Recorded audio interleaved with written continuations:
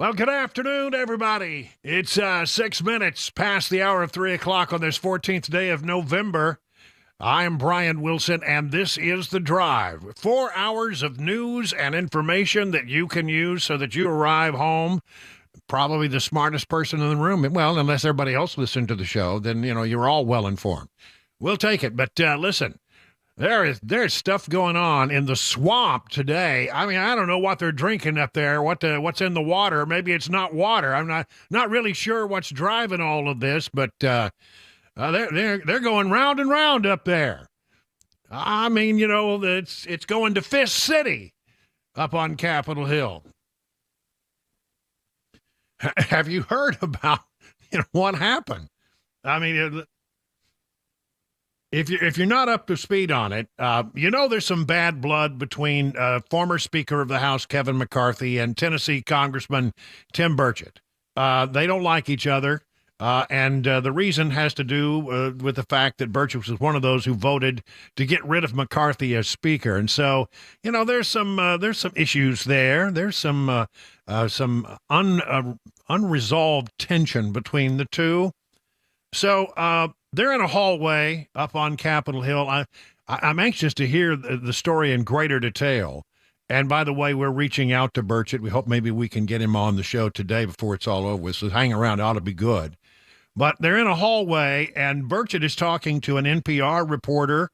And he claims that the former speaker, walked by him, and as he went by, gave him an elbow right in the kidneys. I mean, it's sort of and then kept on walking.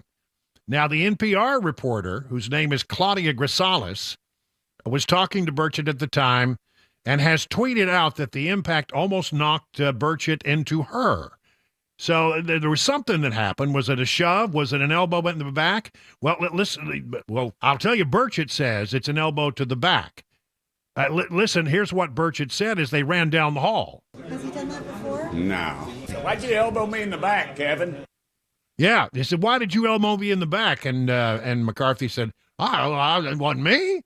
I did not run and hit the guy. I did not kidney punch him. I did not kidney punch him. Well, he didn't. It wasn't a punch. It was an elbow, apparently. I mean, that's what Burchett says. So I don't know. As you know, those two don't like each other. Will there be any follow-up on this? I don't know. Maybe they'll have other words at other times. Burchett went on to say, you got no guts to do that. You're pathetic, man. You are so pathetic. He's a bully with $17 million in a security detail. I'm probably not going to do an ethics complaint on him. He's not worth it. And as I've told you, Burchett and 7 other Republicans were among those who voted to declare the speakership vacant, triggering a 3-week fight for the gavel that was ultimately won by Representative Mike Johnson, Republican of Louisiana. So, I mean, that happened. And again, I want to know exactly where it happened and exactly what happened. And, is he feeling any ill effects from being, elbowed? Sort of, if it was a sucker punch, well, it's been described as a sucker punch. It really wasn't a punch. It was sort of a swung elbow, as, right there in the old kidney. Oh, you know how that feels. That's not good. Well, and I wish I could tell you that was the only thing that happened on the Hill today that was crazy. But let's move over to the Senate. Now, the Senate, they said it's a very exclusive club. But apparently today it almost became Fight Club. Yeah, I'm telling you.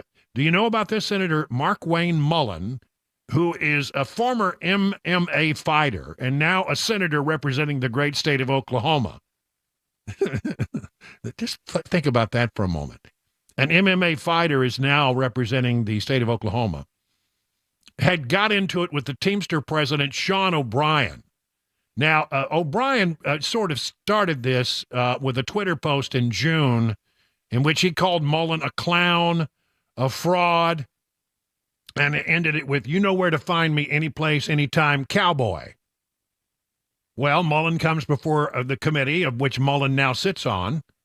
O'Brien comes on the committee that Mullin now sits on. And it nearly went to Fish Cities. It sounded just a little bit like this. Pretends like he's self-made. What a clown, fraud, always has been, always will be. Quit the tough guy act in these Senate hearings. You know where to find me, any place, anytime, cowboy. Sir, this is a time, this is a place. If you want to run your mouth, we can be two consenting adults. We can finish it here. Okay, that's fine. Perfect. You want to do it now? I'd love to do it right now. Well, stand your butt up then. You stand your butt up. Oh, hold on. Big guy. Oh, stop it. Is that your solution? Hold it. No, sit down. Sit down. You know, you're a United States Senator. Sit down. Active. Oh, okay. Sit down, please. All right. Can I respond, Mr. Hold it. If we can't, no, This is I have what the he mic. said. I'm sorry. This is hold what it. he said. You'll have your time. Okay. Can I respond? Oh, no, you can't. This is a hearing. Bernie Sanders, he had to be the referee there. Bernie Sanders, you know, can you imagine standing between a former MMA fighter and the boss of the Teamsters and keeping them, apart? But that's it de-escalated, but I don't think that's over as well. I mean, honestly, what in the world is going on up on Capitol Hill? Kidney punches and a near brawl in a Senate hearing. Wow. You know, the place has a history of occasionally going to Fifth City. You know, that's why you're not allowed to walk on without special permission, anything other than, your phone onto the House floor. You can't take like a cane because, somebody might get caned in a moment. So unless you have special permission, you cannot do that. So anyway, fun stuff there in the House of Representatives and over in the Senate. But there is serious work to be done up on Capitol Hill. They've got to pass a budget. It looks like it's going to go up for a vote today. Here is Speaker of the House Mike Johnson talking about something that's not particularly popular with the Freedom Caucus, but looks like it's headed for passage with the help of Democrats, and that is a short-term CR that keeps the government funded through January and February. I'm one of the arch conservatives, okay? And I want to cut spending right now, and I would like to put policy writers on this. But when you have a 3-vote majority, as we do right now, we don't have the votes to be able to advance that right now. So what we need to do is avoid the government shutdown. Why? Because that would unduly harm the American people. It's going to change the way we've done this. We have broken the fever. We are not going to have a massive omnibus spending bill right before Christmas. That is a gift to the American people because that is no way to legislate. It is not good stewardship. It's the reason we're in so much debt. When you have a small majority, it requires some things are going to have to be bipartisan. But I think these are issues that every member of Congress should agree on. We are on an unsustainable track with our debt. This is a very different situation. We're taking this into the new year to finish the process and get back to the original way that this is supposed to work. And by the way, the House Republican Conference is committed to never being in this situation again. I'm done with short-term CRs. Well, the Freedom Caucus is against it. The House Freedom Caucus opposes the clean, continuing resolution as it contains no spending reductions, no border security, and not a single meaningful win for the American people, the group said in its position statement released this morning. Republicans must stop negotiating against ourselves over fears of what the Senate may do with the promise. Roll over today and we'll fight tomorrow. While we remain committed to work with Speaker Johnson, we need bold change, they say. See, that they put that in there, which suggests that they will vote against it, but they're not going to hold Johnson accountable. Here's another story from the Washington Examiner. Speaker Johnson may avoid McCarthy's fate despite needing Democrat support to pass the CR. Several hardline conservatives from the House Republican Conference are unhappy with Speaker Mike Johnson's plan to fund the government, as it will require Democratic support to get across the finish line. But the newly elected leader is likely to avoid the same backlash his predecessor faced, at least for the time being. The House is set to vote on Johnson's temporary spending plan. It will be presented under a suspension of rules that requires a 2/3 majority vote to pass the House. This means Johnson must rely on Democrats to vote in favor of the bill, repeating the exact same scenario that played out when it passed a CR in September and ultimately led Representative Kevin McCarthy to lose the Speaker's gavel. However, those same Republicans who punished McCarthy for extending his arm across the aisle say the situation is different now, indicating they won't call for a similar motion to vacate. Yeah, okay. I think really, if you want to get into it, the reason that McCarthy went out, it all started with Gates and some bad blood between Gates and McCarthy. And they like Johnson, so they're going to let him have this one. But that I do think if you listen to what Johnson says, this is it. We're not doing this anymore. And we wouldn't really be in this place if it had not been for the 3 weeks that was lost while we did not have a Speaker of the House. So, look, Johnson's going to throw this out there today. It's going to pass with the support of a number of Republicans, quite a few Republicans. There will be some who, on a matter of principle, can't vote for it, but it looks like the Democrats are going to vote for it. So it goes over to the Senate. It's there. It's been cleared. The skids have been greased. And it looks like you're going to have support of Democrats and Republicans in the Senate. And that will avoid the shutdown that we always have. And, Johnson's right about one thing here. When you push this thing up against Christmas and everybody's wanting to go home, and so they pass anything to get out of the building without looking at it, without reading it, without knowing what's in it. That's not the way to legislate. This pushes it past Christmas, into January, part of it into February. All the appropriation bills will be done. They'll be sent over to the Senate. There'll be a conference, and that can all be worked out before this, and it'll be done in the way it's supposed to be done, regular order, with actual appropriation bills being passed by the House and sent to the Senate, and a conference to work out the differences. That's the system as it is always worked in the past. It's only been in recent years that we get into this stupid thing of short-term CRs. I don't like this. I'm not crazy about it, but I trust Johnson to hold them accountable after we get past Christmas, when you're not up against that Christmas deadline that they always try to use to hold people hostage. Well, yeah, you can't go home for Christmas until you pass the CR. Yep, we're going to be here right through Christmas. No stockings by the chimney for you. No Christmas tree, no eggnog. You're not going to get to go home. You're going to have to stay here until we pass the CR, and then they pass us a bad CR. This is not a bad CR. This is a skinny CR. It's a clean CR. And the other fights will wait for another day, but I'm pretty certain with Johnson at the helm that we'll have those battles. We'll have those battles. By the way, also in the swamp today, I don't know, it's a story that was over at the White House sometime back. They have now obtained, the New York Post has, New York Post has obtained pictures of the cocaine that they found at the White House, and pictures that were taken obviously by law enforcement. It's basically a small square locker where you're supposed to put your phone and other things, keys, that kind of stuff, before you go into the White House. And somebody left a dime bag of cocaine. I mean, I don't personally know what a dime bag looks like, having never purchased one. I just want to make that clear. But I've been told by reliable sources that that is what is known as a dime bag. Okay? And that's it. It's a small little square bag of cocaine there, but now we have actually seen it. We never really did get that resolved. The Secret Service said they have no cameras. It's shocking. I've been in the White House. I've never been through that entrance because they don't let reporters go over there. But I'm telling you, it's like all the other entrances. There are cameras everywhere. You can't go anywhere in that complex without being seen by a camera, it seems. But apparently there's no camera at that door.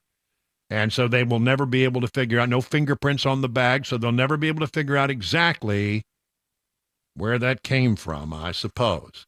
We all have a theory, don't we? I think we do. 20 minutes now past the hour of 3 o'clock on Super Talk 99.7.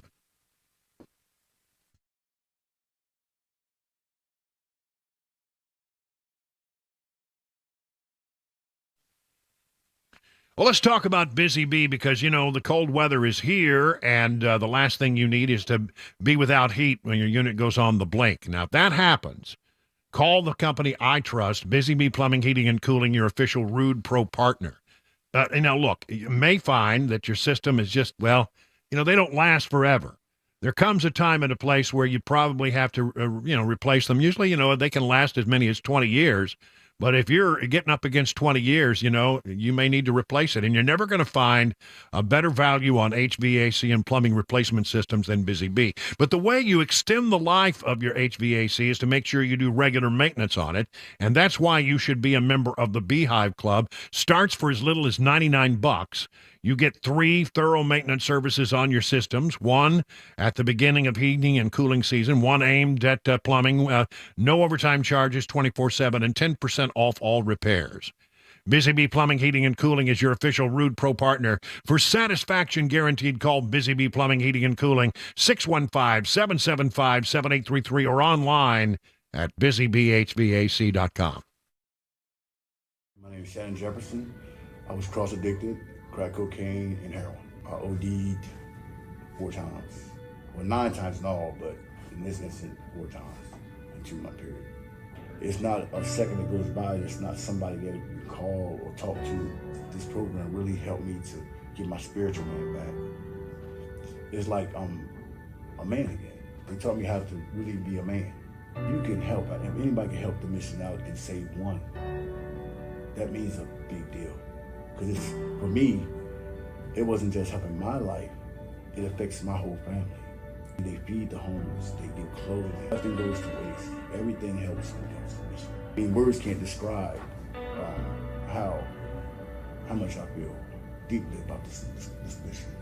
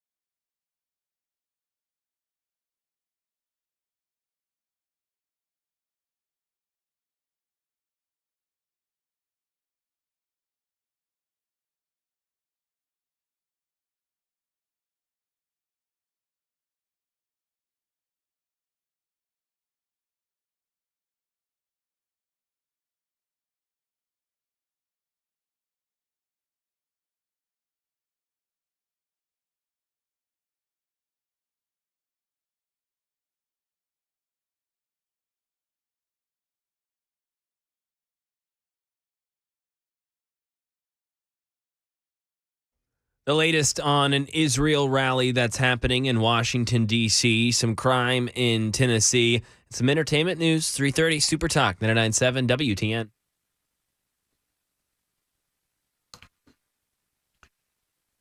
"25 minutes now past the hour of 3 o'clock on Super Talk 99.7. Brian Wilson in the chair. Mac Morey's there in the newsroom gathering news for which he'll bring to you in just a few short minutes.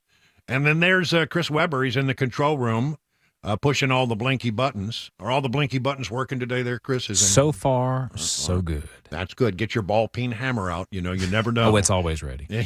when you're going to have to beat a piece of equipment into submission. All right, and I want to tell you what's happening out in San Francisco. I left my heart in San Francisco.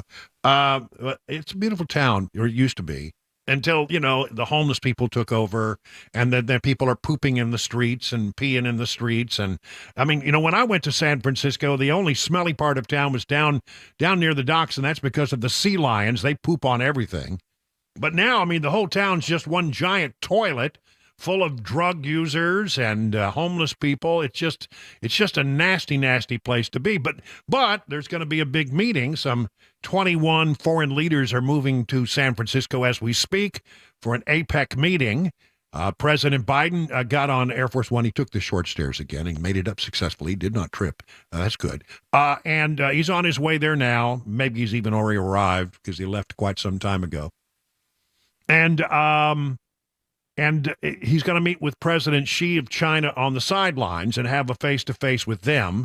But the thing that's getting all of the coverage is the fact that the mayor of San Francisco, and with the governor's help, have been out there scrubbing the town of San Francisco from one end to the other and rounding up all the homeless people and moving them away from anything close to the APEC meeting. And a lot of people are saying, why did it take this for you to clean up the town?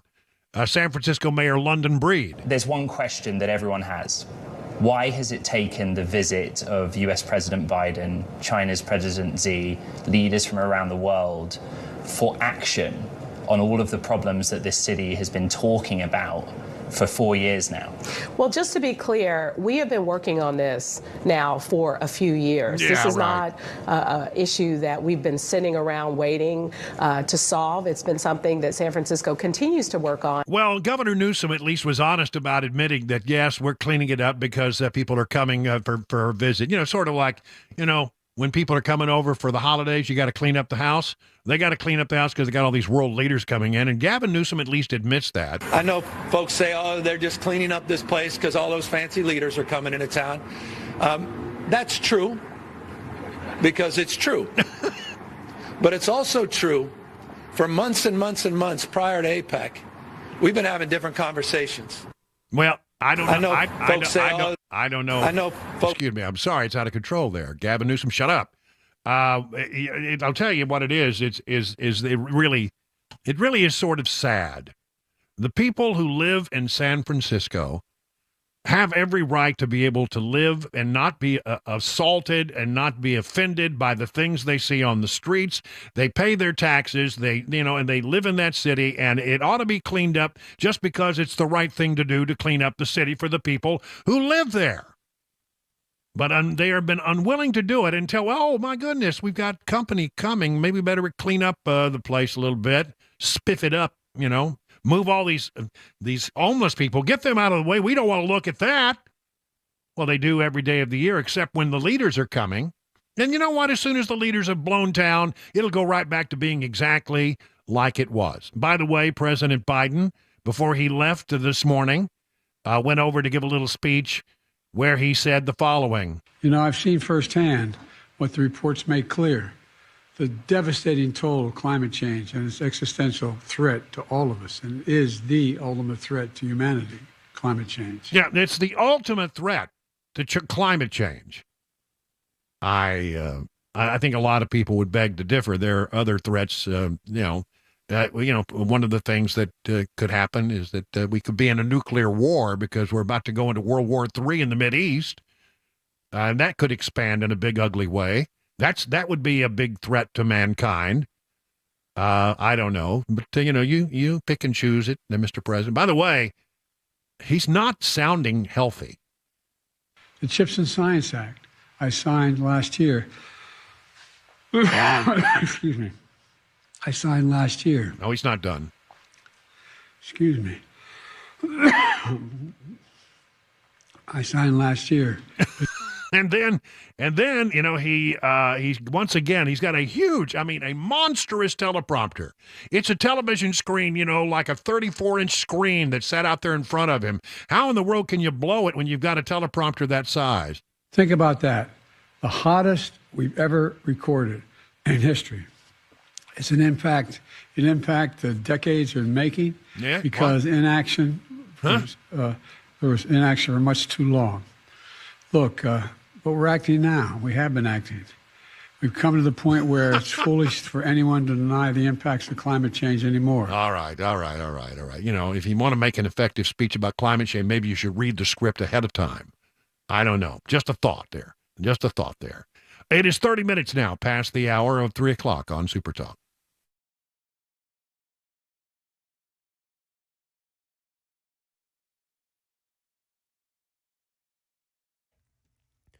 3:31, I'm Mac Maury with your top stories. Right now, 66 degrees, mostly cloudy in Nashville.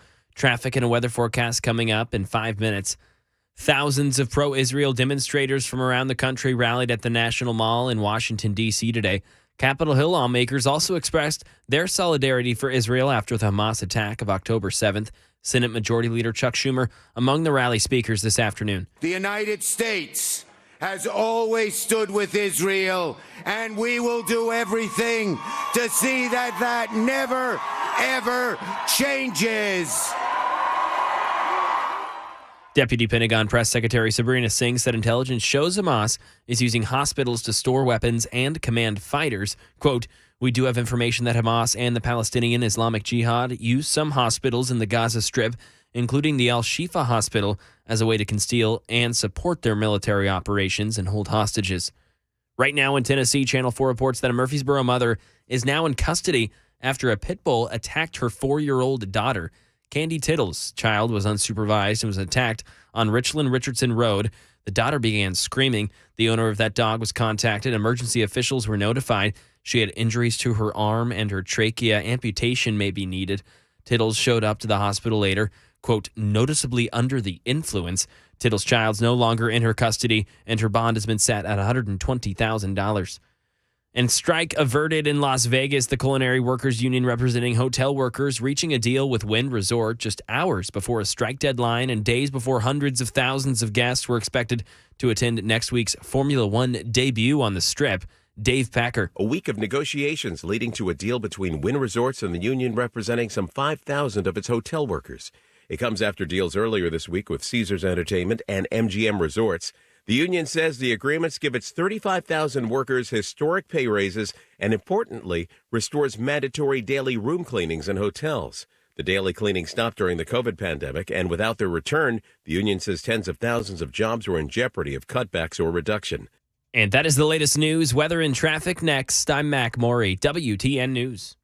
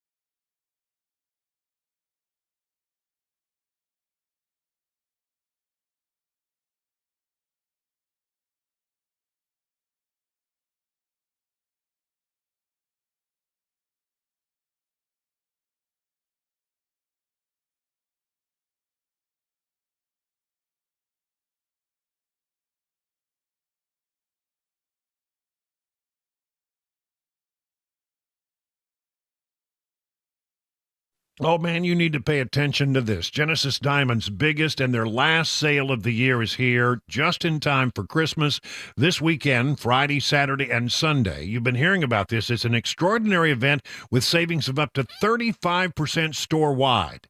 Rings, earrings, pendants, bands, bracelets, nothing held back for this once-a-year, 3-day, store-wide event.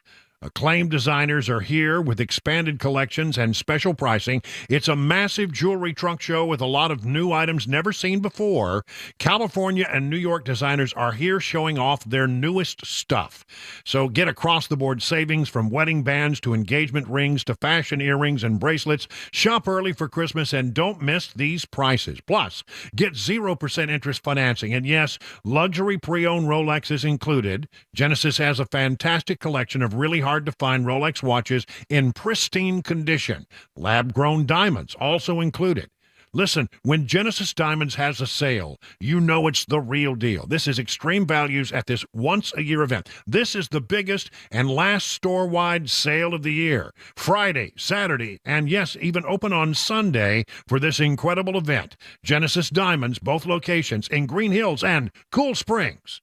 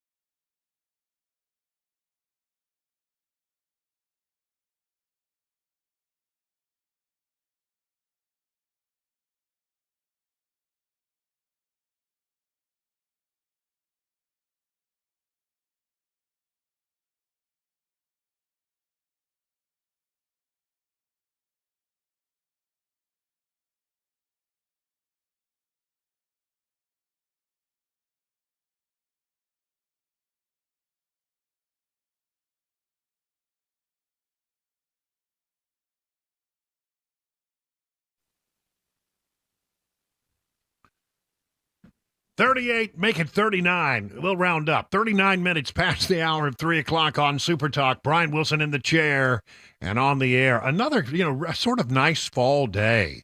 As I was making my lengthy commute to the office today, which is, about 50 paces from the house. A lot of traffic today? Yeah. Well, but I had to go by the pool, and it was very nice outside. I thought, it'd be a nice day. Just be outside. Well, since you've had your commute, it's actually turned off kind of cloudy. Yeah, I've noticed. I just looking at the window, noticed that. Yeah, it's 62 degrees here in bucolic Watertown, and I had a little chill when I came into the studio. It was cold today, but I cranked up the big heater back here. I should get a pot-bellied stove. That'd be a crackling nice. fire in the background. That'd be nice, wouldn't it? Yeah. This story yesterday, I talked about it late in the show, and I just really want to talk about it again for those who may have missed it because they listened to the early part of the show. And I want to say thanks to News Channel 5 for doing this story, because I think this is important. And I think that this does not need to be missed. We need to be talking about this. It needs to, somebody needs to be yelling from the highest levels that this is not acceptable in the state of Tennessee. And so I hope that my friends in the state legislature are listening, and I have many of them.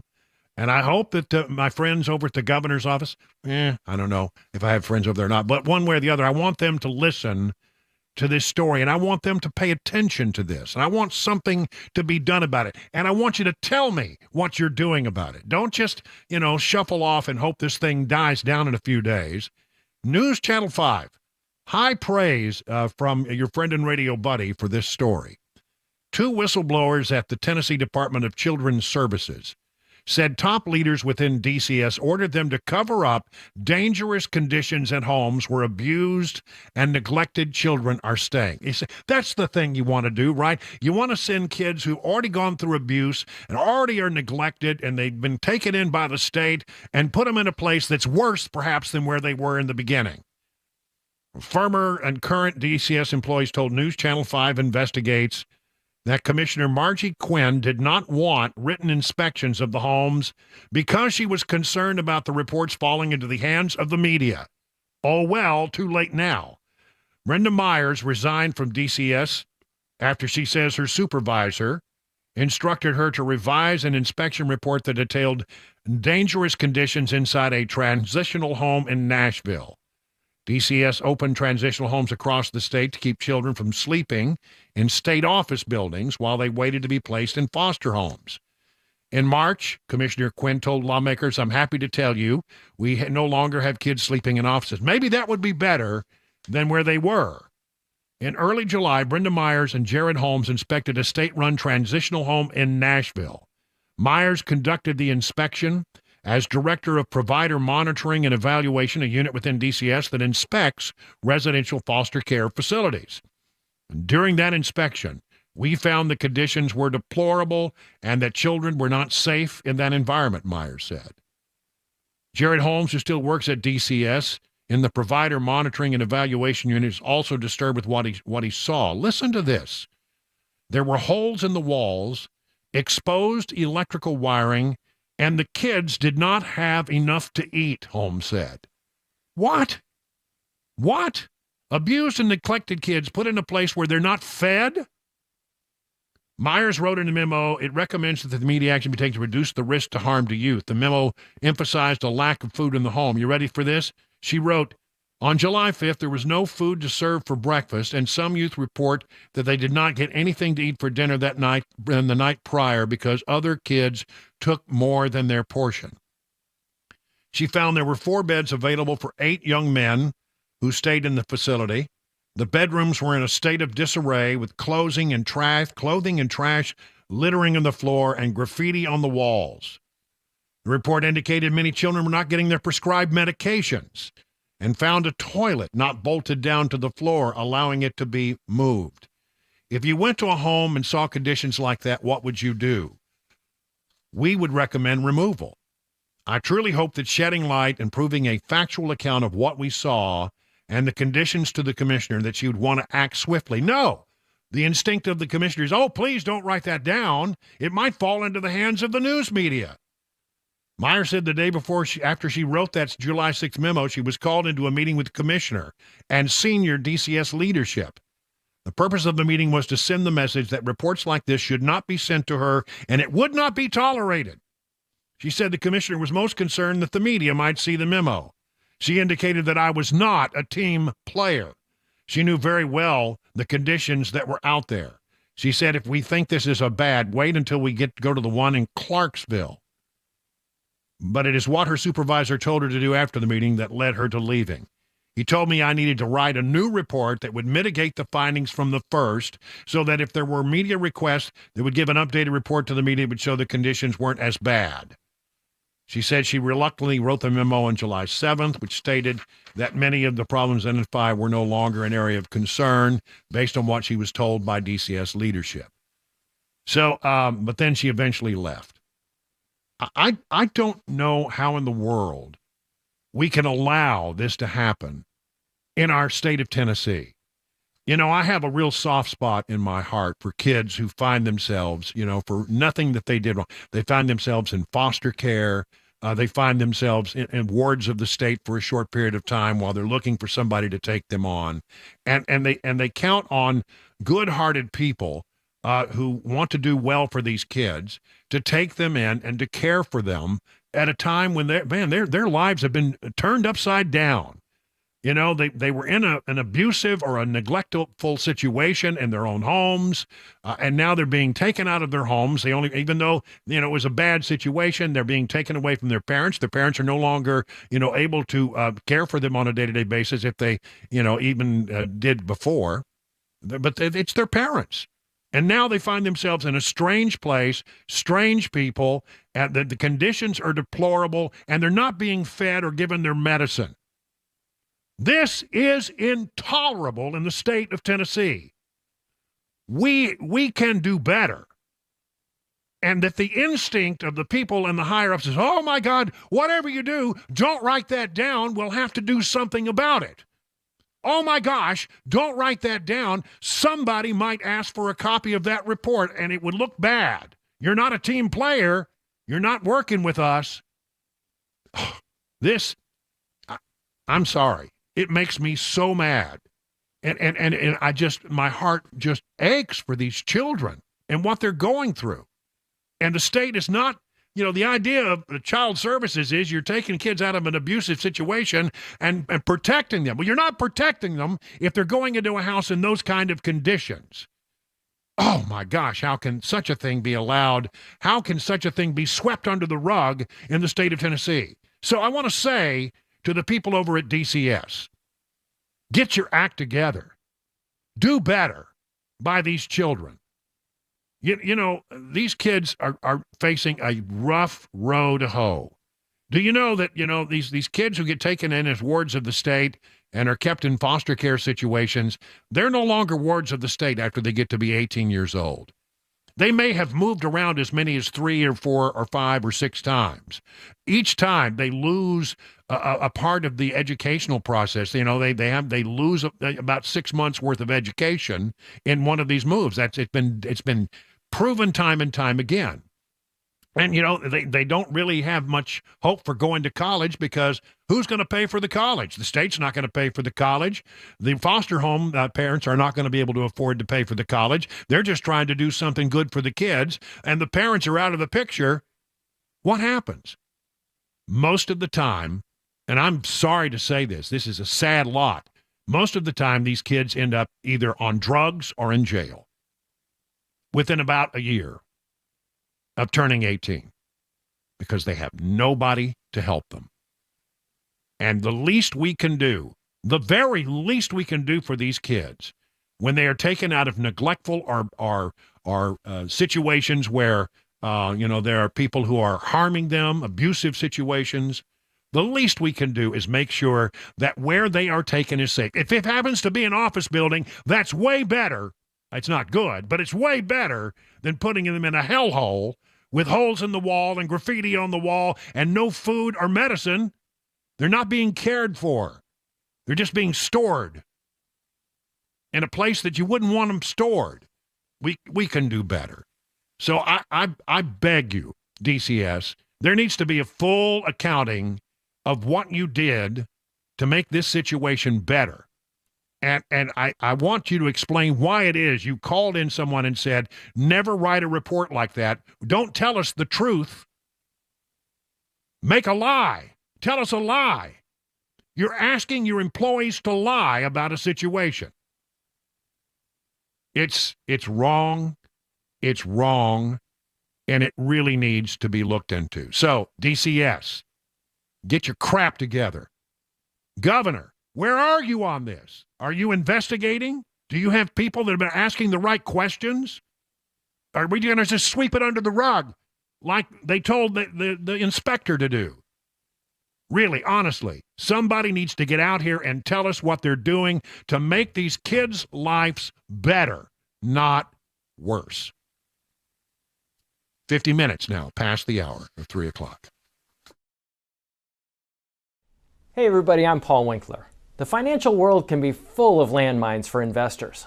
On the one hand, investment firms and the financial community will often overcomplicate the financial planning process to confuse investors. As one guy who used to work a big investment firm once told me, if an investor thinks that they're over their head, they'll blindly trust you. And it's easier to sell to them. I'm glad I'm away from that. On the other hand, Many people oversimplify investing to the detriment of investors. Just having a little knowledge can be really dangerous. The idea there is the same. It's just a different way of selling things. At Paul Winkler Inc., we like working alongside our clients with an education guidance approach. I believe that there's confidence that comes with knowing what you're doing and why.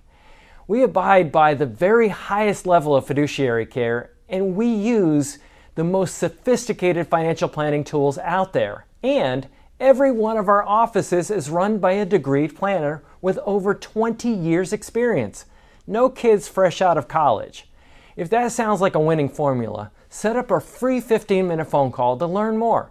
Go to paulwinkler.com or call 615-851-1950. You can do this.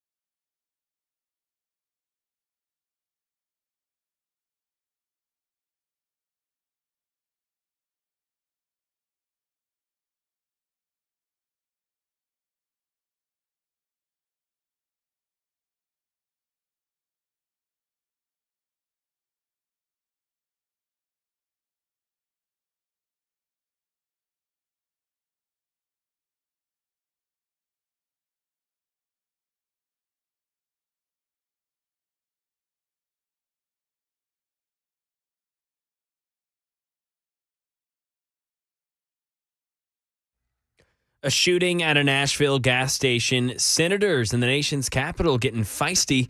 Crime in Tennessee. Police chase. Plus,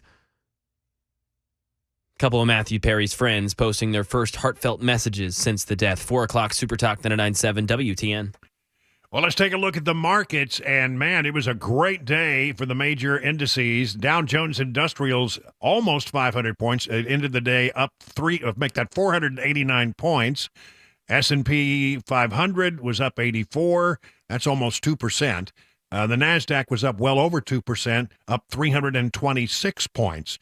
All indices are majorly green today, and it has to do with a soft inflation report. John Maxon is standing by with details on that from Beacon Capital Management. Hello, John. Hey, Brian. Yeah, great day on the market. A really favorable inflation report today. Consumer Price Index showed continued reduction, which is really what the Fed wants to see. We had CPI month over month that was flat versus an expectation of 0.1%. Month over month was also lower than expected, and year over year still above where the Fed wants to see with inflation, but definitely headed in the right direction. Of course, all this is going to play into the Fed's decision as to whether to raise rates or keep them steady in December. The overwhelming feeling now is that the Fed will not raise rates in December, and the market, of course, is cheering that. In fact, they may be done with the tightening process. So, again, great day on the market, reduction in inflation, something positive we wanted to see. All right. Thank you very much, John Maxon. Learn about all the things they can do for you with Beacon Capital Management by going to their website, askbeaconnow.com. 58 minutes past the hour of 3 o'clock.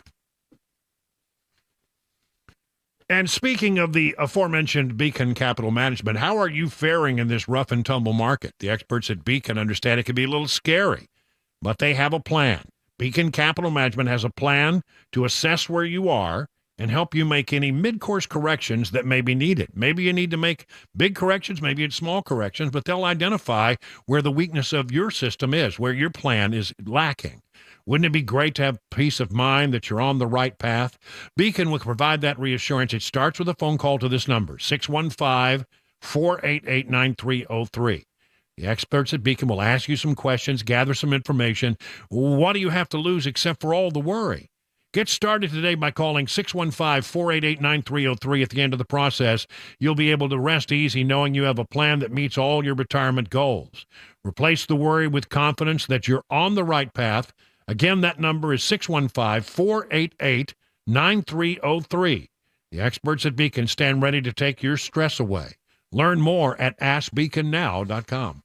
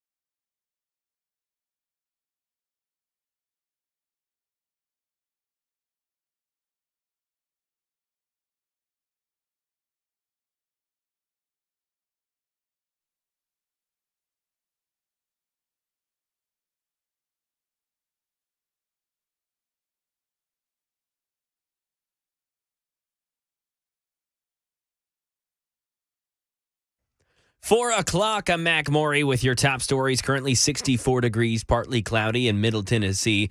No showers will come today. Looks like tomorrow will stay clear as well. And then the latter part of the week, Thursday into Friday, may get a little wet. Traffic and a weather forecast coming up in 5 minutes.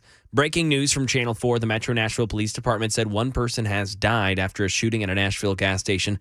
The shooting was reported at about 2 o'clock at a BP gas station on Old Hickory Boulevard. Police did not say if a suspect is in custody. Over to the nation's capital, a hearing of the Senate Health, Education, Labor, and Pensions Committee went off the rails today when a Republican senator challenged a labor leader to a fight. Stephen Portnoy tweeted at me. It started with Oklahoma Senator Markwayne Mullin reading what one of the witnesses, Teamsters President Sean O'Brien, said about him on social media. Pretends like he's self-made. What a clown. Mullin then quoted a post in which the Teamsters chief told him to pick a time and a place. We can be two consenting adults. We can finish it here. Okay, that's fine. Perfect. When Mullin stood up, the hearing devolved into chaos. Chairman Bernie Sanders tried to cool things down. This hearing is about the condition of the working class in America. The tough talk subsided, and the hearing moved on without incident. Crime right now in Tennessee. A 40-year-old convicted felon is back behind bars after leading officials on a police chase. Police saw a Dodge Charger with a temporary license plate. It wasn't on file. The VIN number was covered as well. It was on Thornton's in the 700 block of Stewart's Ferry Pike. When officials asked Rafi Shalizi to uncover it, he did, then drove out of the parking lot. Shalizi hit another vehicle during the chase on Bell Road. Eventually, he was captured. Drugs and a handgun were found inside of the vehicle. He admitted to stealing the car for at least 2 months. And a couple of Matthew Perry's friends posting their first real heartfelt messages since his death last month. Jason Nathanson. Matthew Perry's work wife on Friends, Courtney Cox, posted a video of a scene of the two of them. Do you think you knew I was here? And she writes on Instagram that she misses him every day, that he was funny and kind. Perry's work roommate, Matt LeBlanc, posted a bunch of pictures of the two of them on Instagram, writing that the times they had together are honestly among the favorite times of his life. Spread your wings and fly, brother. You're finally free. And he finishes by writing that he guesses Perry is keeping the $20 he owes LeBlanc. The two posts are the first statements from Perry's 5 Friends co-stars outside of a brief joint statement issued in the days after Perry's death. And that is the latest news. Traffic and weather next. I'm Mac Morey, WTN News.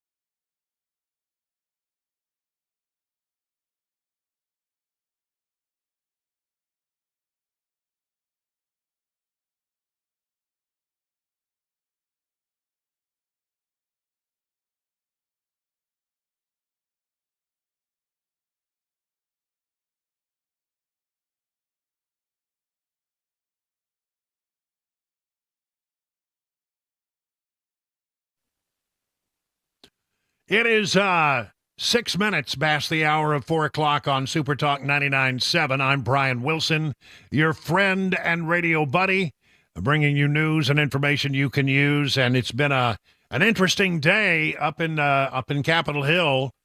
I mean, we're in the Senate side, as you heard in the newscast. A senator almost went after it with the head of the Teamsters. The senator's from Oklahoma. He's a former MMA, fighter. So he could have probably, held his own.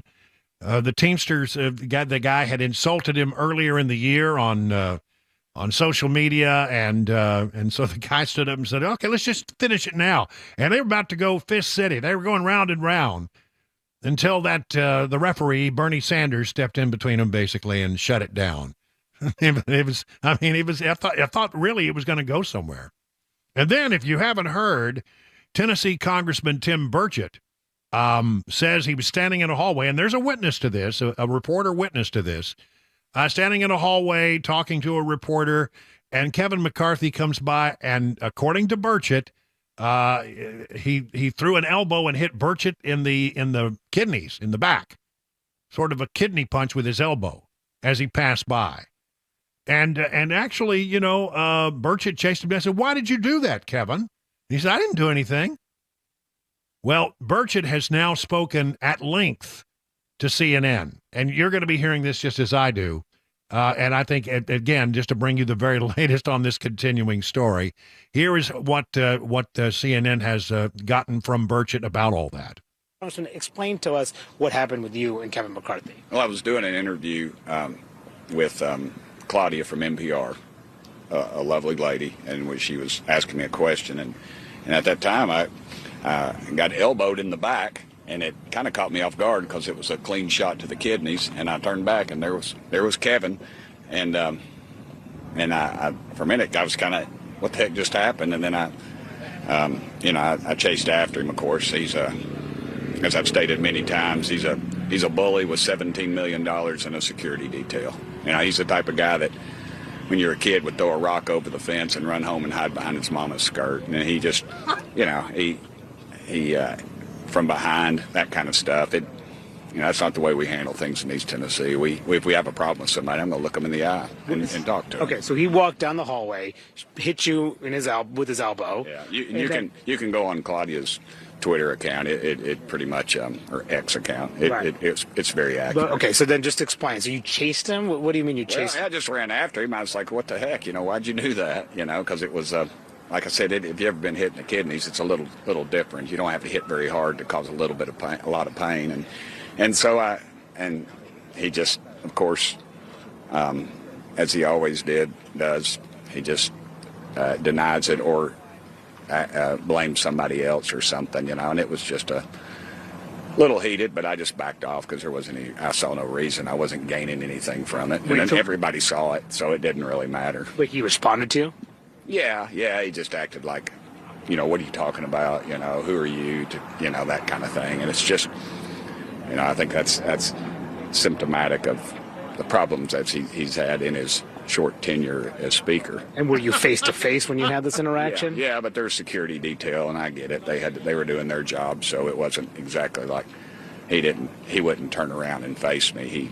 He kept scurrying and trying to keep people between me and him. And then, so where did he? I just let it go at that point. It wasn't. Were you yelling? He was.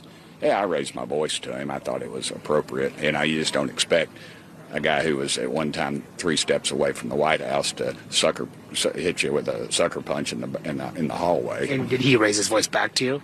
Yeah, just that high-pitched kind of thing, I believe, and that was about it. And did he walk into his office? How did this end? No, he just kept on walking down the hall. I don't know where his office is now. Mm-hmm. And he had his detail and his posse, so to speak, was with him. So did his detail try to stop you? Do what? Did his detail try to stop you? The detail kind of got. One guy got between us there towards the end, but I wasn't looking to knock him out or anything. I just wanted to let him know I know it was him. Were you injured? I don't know, injured, man. Did it hurt? Yeah. As a matter of fact, it still hurts because it was a shot to the kidneys, and it still hurts. Oddly enough, it's not anything I'm not gonna probably not going to do an ethics complaint on him. He's not worth it. You know, he's going to be gone here either after Christmas or next year. And like I said, you know, he's got the $17 million, and he's going to keep. You know, he's already messing in everybody's races, and we all know that. Are you accusing him of assault? Am I accusing him of assault? I don't know. Ask a lawyer. It's over as far as I'm concerned. He said to our colleague Melanie Zanona that this was a tight hallway. He denies this interaction. He says a tight hallway, and I bumped into him. He says that this was not an intentional thing. There's 435 congressmen. I was one of 8 that voted against him. That hallway was, there's plenty of room. You can walk four side by side. He chose to do what he did. And, you know, it'll end right here. I'm sure it'll just be a little asterisk on his storied career. And he told me last week, you are only concerned about press and policy. That's why you voted him out. You're just concerned about the press. Yeah, and that's why he held a exclusive press conference with CNN. What do you mean? I mean, he doesn't think that you did it for any real reason other than to bolster your own profile. I've gone through all the reasons. He just doesn't. He doesn't keep his word, and I think this is pretty much. It shows what he did. It just shows what he did, and it's just the way it is with him. He's not. You know, he could have gone out on top, and he's chosen to go this route. And I feel sorry for him. I pray for him every day. You may not believe that, but I do. I pray for him, and I hope he finds some happiness in his life. Yeah. All right. I'll let you go. Others want to talk to you as well. Thanks for your time. And as you can hear there, Fred, if you're still with me, so pretty remarkable scene there. And then you start seeing a CNN analysis. We don't care anything about that. Well, I mean that's the most I've heard out of the whole thing. He claims it was a cheap shot. Now he says he's not going to file any kind of grievance with the ethics committee, although he could do that.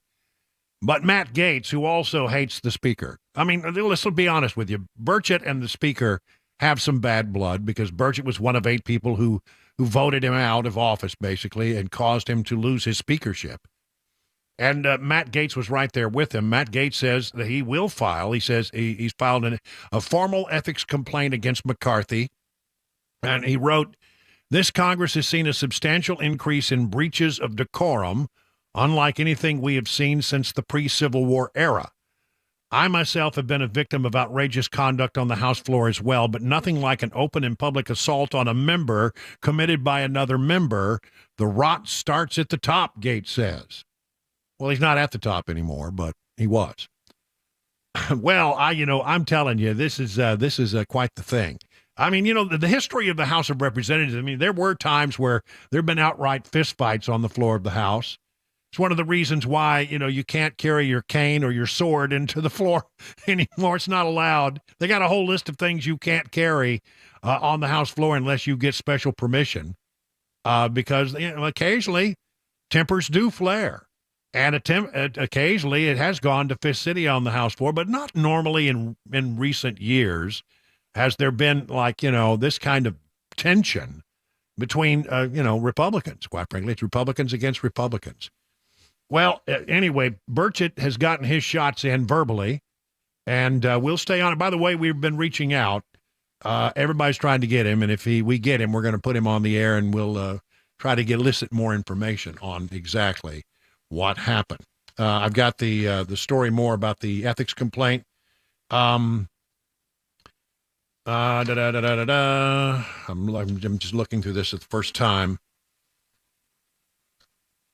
Yeah, basically I gave you everything within the ethics complaint. So there you have it. 15 minutes now past the hour. Very quickly, while we're talking about things on Capitol Hill, the Speaker of the House today had a lot of things to say about things and going forward, and especially with the need for aid to Israel. It is absolutely imperative that we send this aid to Israel immediately and show the rest of the world that these acts of terror against our allies will not just be met with unflinching condemnation, but with steadfast support.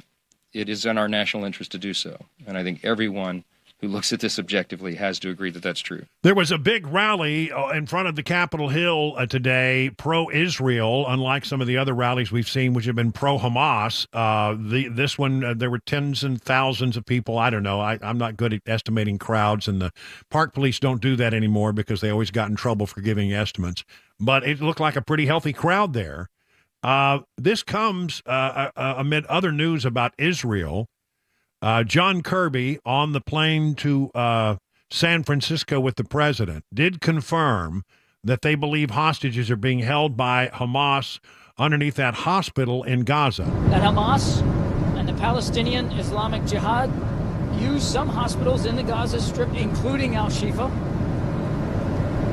and tunnels underneath them to conceal and to support their military operations and to hold hostages. And this comes as the Biden administration has released more money for not Israel, not for the Palestinians, but for Iran. More humanitarian aid for Iran. Here's Matt Miller at the State Department. I just do not understand why it is that you're so, single-mindedly refusing to understand at least the argument that this money is going to be able to be used by Iran, and that when they do use it, and they use $1 million to buy medicine of this money, that frees up another $1 million that they would have had to spend on this, without the sanctions waiver. I understand, and they can use that. I understand the argument. I don't agree with it, and here's why. If they were sitting on that $1 million, they would use it for their destabilizing activities to fund terrorism and deny medicine to their people. That's the point I'm making. And so to approve $1 million of, say, medical transactions that benefit the Iranian people, we believe those are benefits to the Iranian people that they would not have otherwise gotten. So it's just a lost cause, then? You're just saying that they're going to destabilizing activities regardless of whether you give them the waiver or not. I think they have shown that they are going to conduct destabilizing activities. They were doing it before 2018 when the Trump administration gave them the first waiver, which is why we have an entire set of policies to hold them accountable for those destabilizing activities. And part of our policy has always been not to penalize the Iranian people. There is no country in the world where we deny access to food and medicine and where our sanctions target food and medicine and other humanitarian goods to the people. That's true with respect to Russia. It's true with respect to Iran. It's true with respect to every country in the world, and it always has been. That is the policy of the United States. But it comes at a time when Iran is acting badly and is supporting this attack against Israel. I mean, he talks about, well, the previous administration did it. Yeah, but, back then, Iran wasn't supporting Hamas in a way that attacked and killed hundreds and thousands of Israelis. Is there any concern about the potential optics of, extending a sanctions waiver while Iranian proxy groups are attacking U.S. assets in the Middle East? We don't worry about optics. We worry about reality.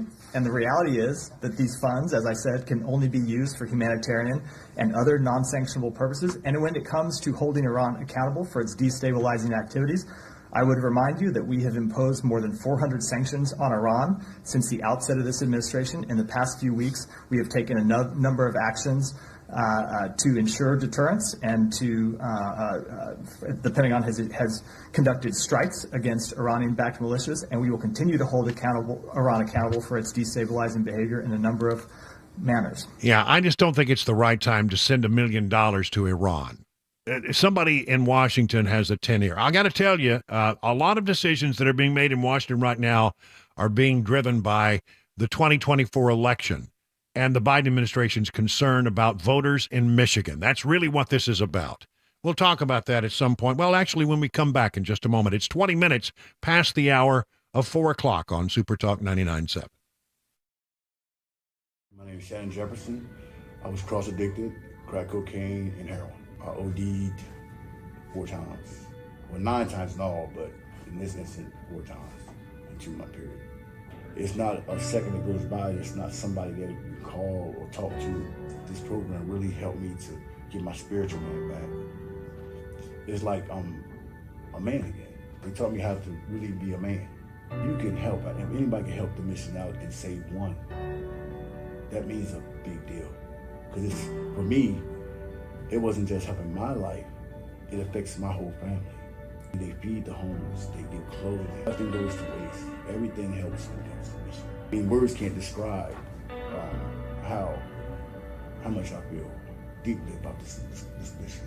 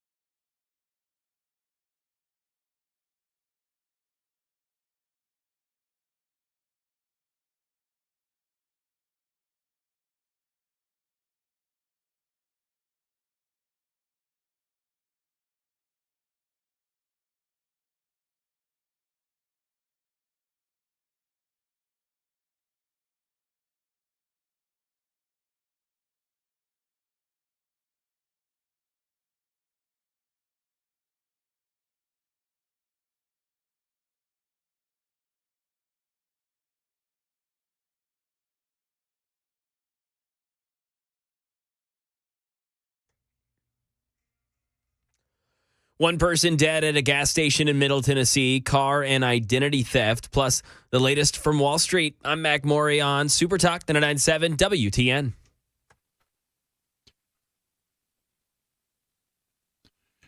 "25 minutes now past the hour of 4 o'clock on Super Talk 99.7. Let me call this a 2024 update if I could. Let's bring you up to date. And I mentioned earlier, just a few moments ago, that everything you see going on in Washington in the Biden administration in regard to what's happening in Israel is with an eye to the 2024 elections, and they're very worried about Michigan. And I found a great article today that made me rethink that whole situation. I think, let me share it with you. It comes from thehill.com. They've been concerned that they're going to lose a great number of Arab voters in Michigan, which is a state you've got to win if you want to be reelected.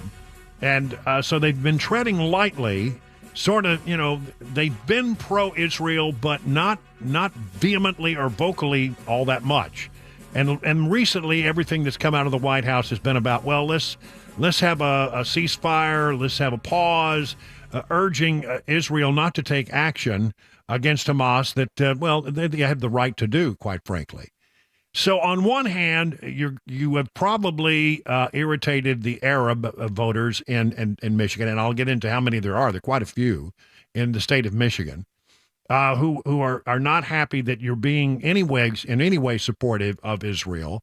And the Jewish voters in the state of Michigan, and there's a fair number of them as well, are irritated because, that you are being so squishy. See, this is the thing.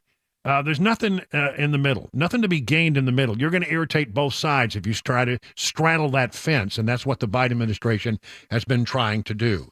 From thehill.com, the deepening political divide among Democrats over the Israel-Hamas war is threatening to put the party's candidate at risk in the critical swing state of Michigan, where Arab and Jewish American voters in the state stand to have an outsized impact in 2024. Remember, both of the people, generally the Arab speakers in Michigan, and there's a lot of them, I'll get into it in a second, they vote Democrat by and large. And so do the Jewish voters in Michigan. They almost all vote Democrat. It's not complete, but a lot of them. Here it is. But the divide between these Michigan Democrats who underscores Michigan's melting pot of ethnic and religious communities. A Pew Research analysis of Census Bureau data found that Arab speakers in Michigan make up 14% of the country's Arab-speaking population, while Detroit, Dearborn, Warren metro area has the most Arabic speakers out of any metro region in the country, coming in at 13%. Biden's support among Arab Americans dropped sharply from 59% in 2020 to 17%, according to polling commissioned by the Arab American Institute. Among Michigan Arabs and Muslims, roughly two-thirds said they now think they would vote to replace the president, according to polling from Lake Research Partners. The same poll found that 75% of respondents said they'd be willing to vote for a third-party candidate. What about the Jewish side of the equation? Well, according to John Reinisch, a Democrat strategist, there's been a whole flip side here. What has been all too lost on American on this? What has been all too lost in this is American Jews, and I think that you're going to see it in Michigan.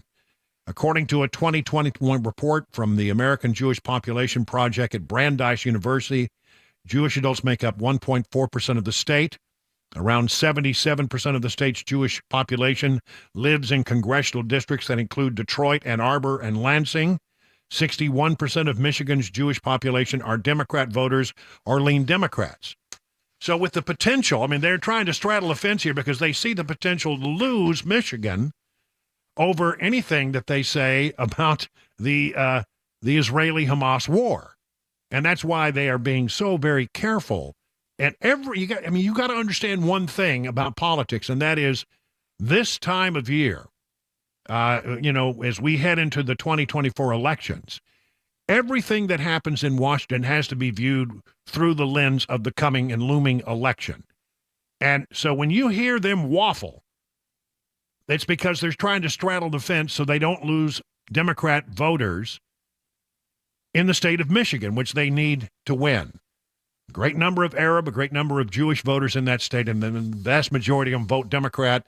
And neither side right now is particularly happy with the Biden administration. It's now 30 minutes past the hour of 4 o'clock on Super Talk 99.7.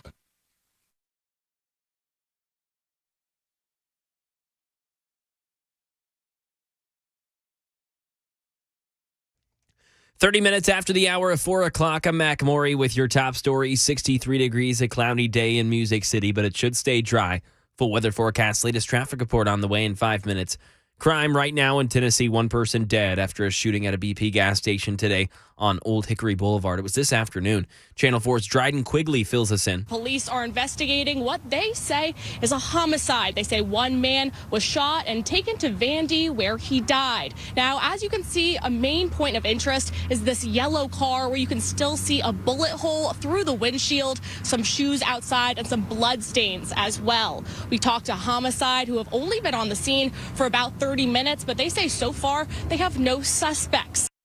Over to some more crime in Tennessee. Clarksville police looking for 2 suspects wanted in connection to multiple car and identity thefts. It was on November 4th when several reports of burglaries came through in the evening. Multiple debit and credit cards were used at the Kroger on Dover Crossing, the Walgreens on Fort Campbell Boulevard, and at the Walmart on Wilma Rudolph Boulevard. Police have images of those 2 suspects from surveillance footage and are searching.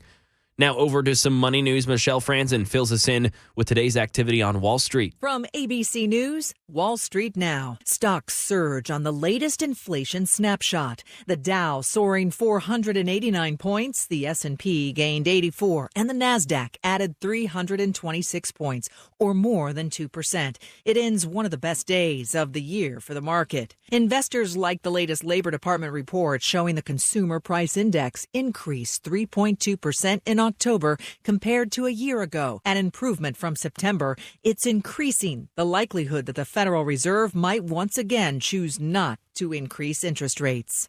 But concerns about inflation continue to take a toll on Home Depot, which reported a 3% drop in its third quarter revenue, and yet numbers still managed to beat expectations. Federal accident investigators are recommending automakers to install systems on all new vehicles that warn drivers when they... Michelle Franzen, ABC News.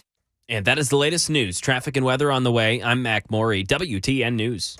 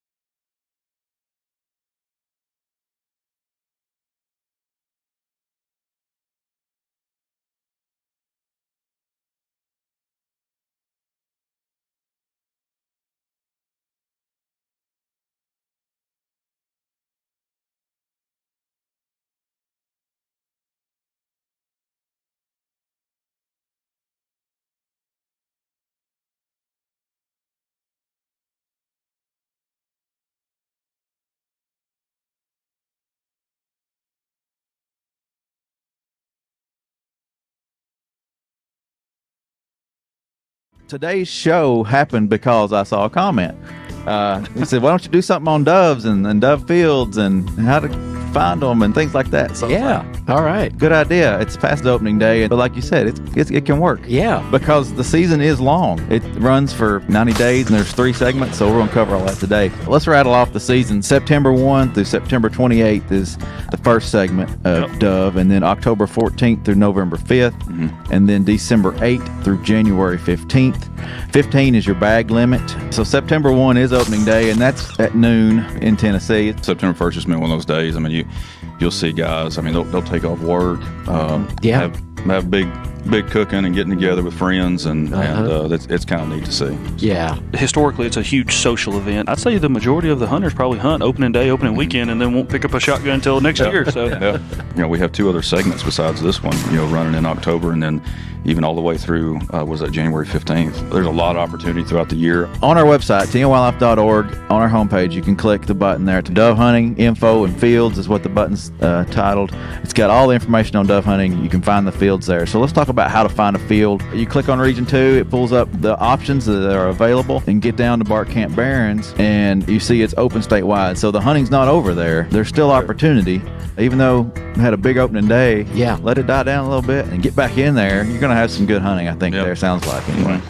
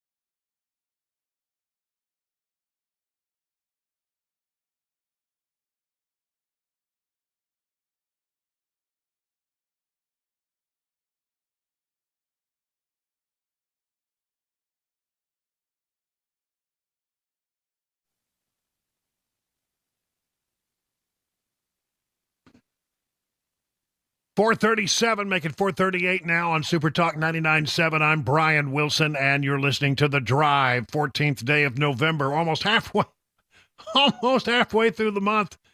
Thanksgiving is next week. That's right. I mean, honestly. Turkey and dressing. Yeah, and once again, we'll have the age-old debate over whether it's dressing or stuffing. Oh, there's no debate. Yeah, it's cornbread dressing. That's right. That's stuffing. That's, I don't want to hear it, Mac. Stuffing. Sorry. You do not understand. Wow. What you've stepped into. Oh gosh. You have no idea the passion I have for cornbread dressing. It's a long. I mean, I've been an ambassador to the rest of the world about this thing that we have in the South known as cornbread dressing. Which, I mean, really, the turkey is incidental to Thanksgiving. It's really all about the cornbread dressing and the gravy. And I don't know. I like that nasty old green bean, casserole. Oh yeah, yeah, with the cream of mushroom soup, the easy stuff, Crispies. I mean, there are people who try to. There are some people I know who try to do a highfalutin version of that. Oh, you better watch out. I just really want the old, Same. The old easy stuff. Classic. Yeah. And with the onion rings on top. Yes, the Crispies. Oh, yes. yeah. That's what it's all about. Now I'm really hungry. Same. Me too. And I probably will not get any green bean casserole. I can about assure it. Yeah. I think, I just probably stepped right in it. Maybe I should make the green bean casserole. It's so easy, even I can do it. But Mac, it's dressing. You're going to have to educate me then. I didn't realize how vehemently we were going to get into this, but I'm excited. Or vehemently. Oh, thank you. What is it? Vehemently. So you don't pronounce the H? Vehemently. Vehemently. Yeah. Okay, gotcha. Yeah, and yes, we're learning many things today. I do have vehement feelings.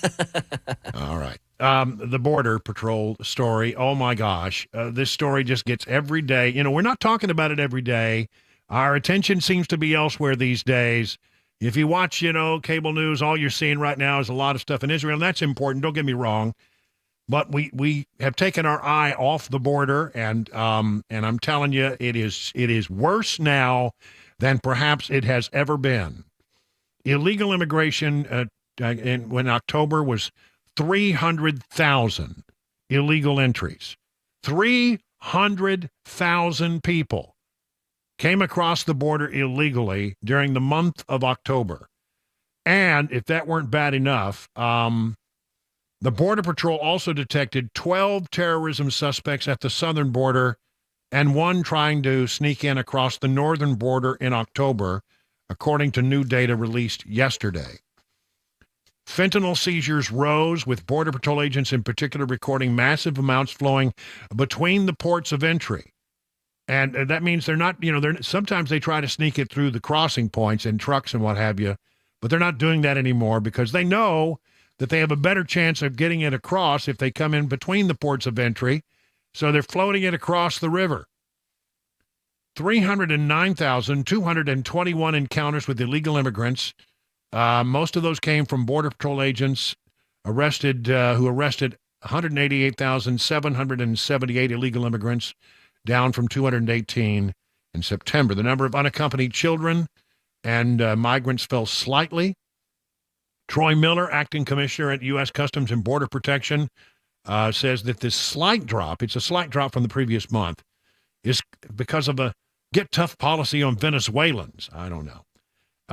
300,000 doesn't sound like they're getting very tough on anybody. We continue to enhance our border security posture and remain vigilant. Yesterday they tried to impeach Alejandro Mayorkas, who's in charge of the Department of Homeland Security, for failing to enforce laws. So they're all about talking about how they're enforcing the laws. Well, if they were enforcing the laws, there wouldn't be 300,000 people crossing the border. That just would not be happening.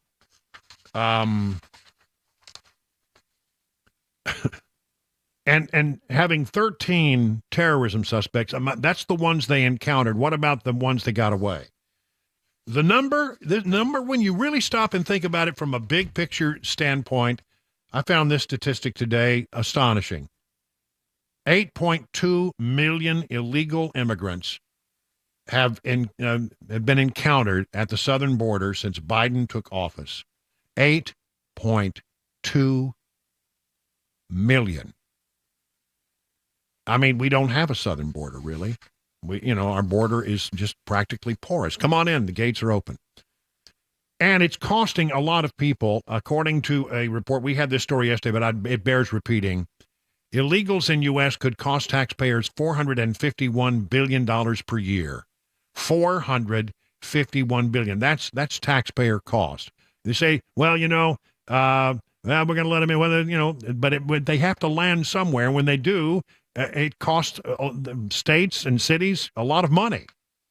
And the people who pay taxes end up carrying the load.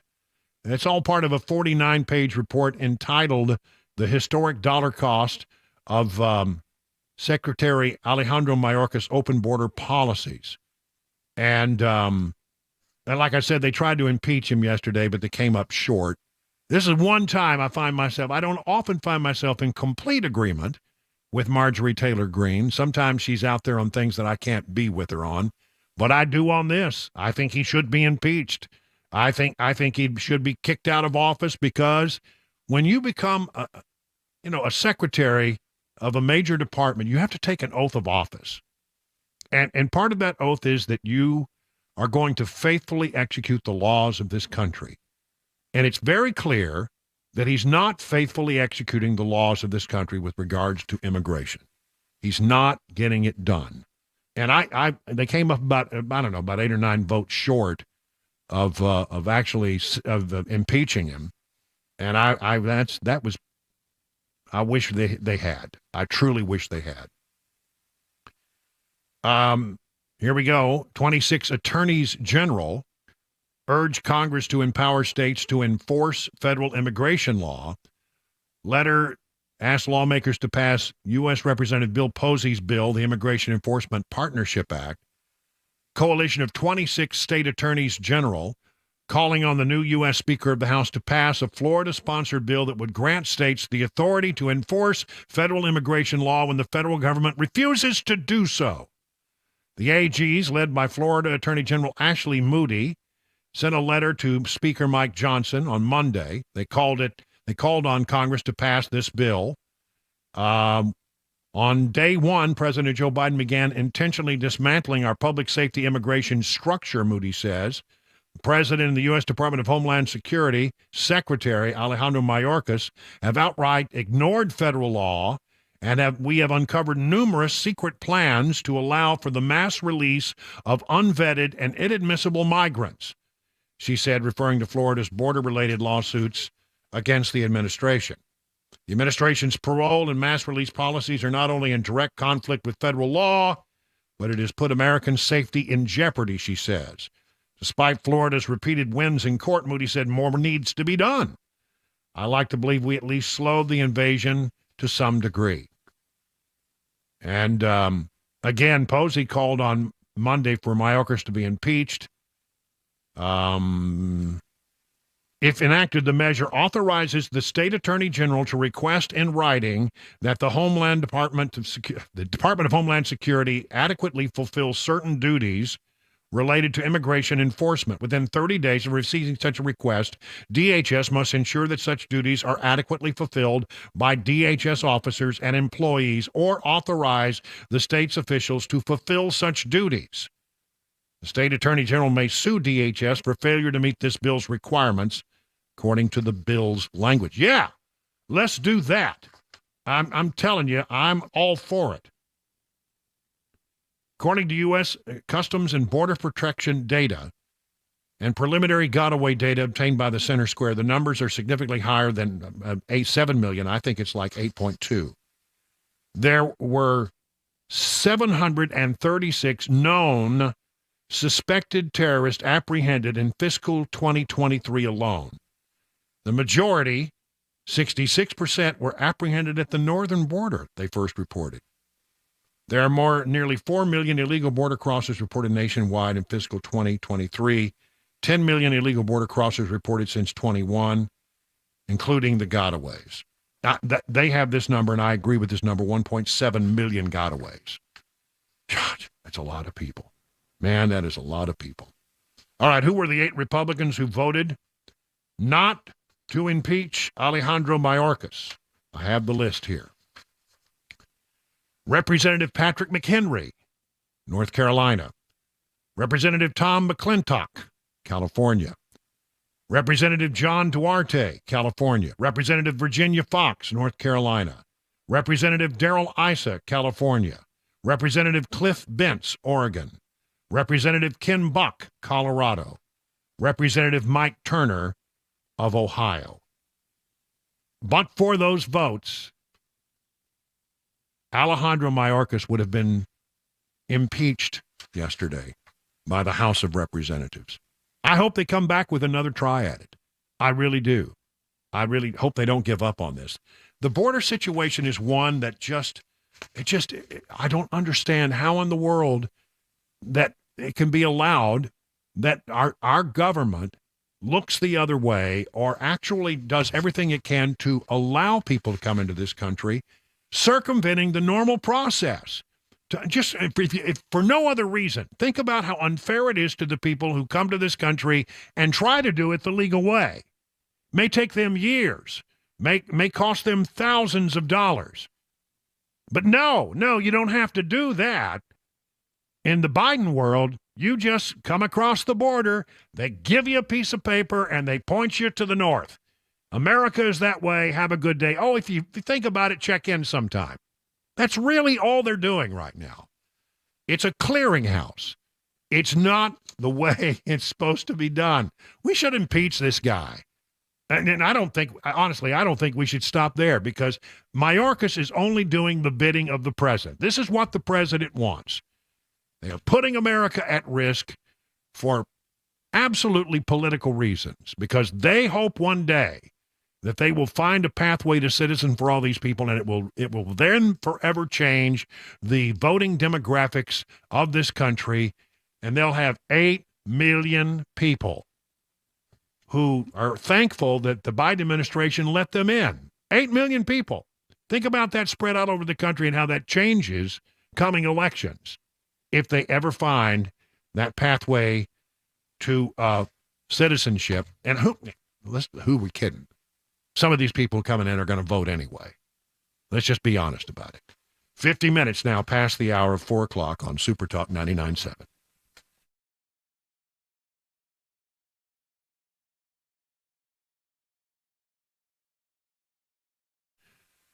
Let me tout you and let me talk to you about the good folks over at King & Associates Insurance in Brentwood. They've been in business over 25 years over there as an independent agency, and that's an advantage to you.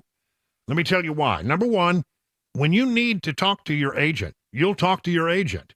And if you call this number, 615-329-8121, you're not going to get a call center. You're going to get a person who actually answers the phone every single darn time. Listen, I'm telling you, that's a big thing. If you've ever tried to get a hold of one of these internet companies that sell insurance across the internet, you can't get a hold of them for love nor money. The other reason why it's a good idea to have an independent agency is they can shop around. They're not limited to just this one policy that we have. They can look at a bunch of different companies and find a policy that really fits your individual need. You get the most bang for the buck, good prices. You're going to save some money, probably a good chance you're going to save some money. And I'll tell you something else. You're going to get one that really fits your need, not just some kind of square peg that's been jammed into a round hole. And that's that they sell you because that's what they got. Listen, multi-policy discounts, 20, 25, 30, 35%. You can find some big savings. So listen, what you need to do is get your royal review with King & Associates. Now log into tkinginsurance.com. I'm going to repeat that. tkinginsurance.com. King Insurance and Associates, royal treatment and really great rates. Hey everybody, I'm Paul Winkler. The financial world can be full of landmines for investors. On the one hand, investment firms and the financial community will often overcomplicate the financial planning process to confuse investors. As one guy who used to work a big investment firm once told me, if an investor thinks that they're over their head, they'll blindly trust you. And it's easier to sell to them. I'm glad I'm away from that. On the other hand, many people oversimplify investing to the detriment of investors. Just having a little knowledge can be really dangerous. The idea there is the same. It's just a different way of selling things. At Paul Winkler Inc., we like working alongside our clients with an education guidance approach. I believe that there's confidence that comes with knowing what you're doing and why. We abide by the very highest level of fiduciary care, and we use the most sophisticated financial planning tools out there. And every one of our offices is run by a degreed planner with over 20 years experience. No kids fresh out of college. If that sounds like a winning formula, set up a free 15-minute phone call to learn more. Go to paulwinkler.com or call 615-851-1950. You can do this.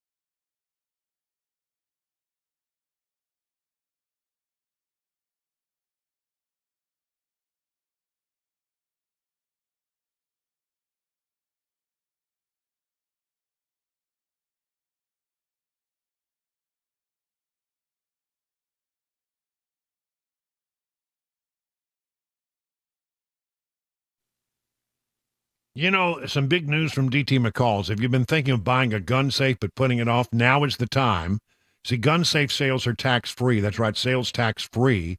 It's hunting season, so be sure you're keeping your gun safes when you're not in the tree stand with the gun safe from DT McCall. They're the largest Liberty Safe dealer in all of Tennessee, and the reason is they have free delivery and setup. Now, some other companies charge you $500 for delivery and setup of the big models, $300 for the smaller models. DT McCall & Sons delivers every safe free every time period, no setup charges as well. Security is important these days, and, think about it. Gun safes can be used for other things, like valuables, cash, jewelry, important documents, wills, deeds, car titles, whatever you need to keep safe from theft or fire. So save some big bucks now on your gun safe when you shop at your local DT McCall's. Go to dtmccalls.com for locations and information.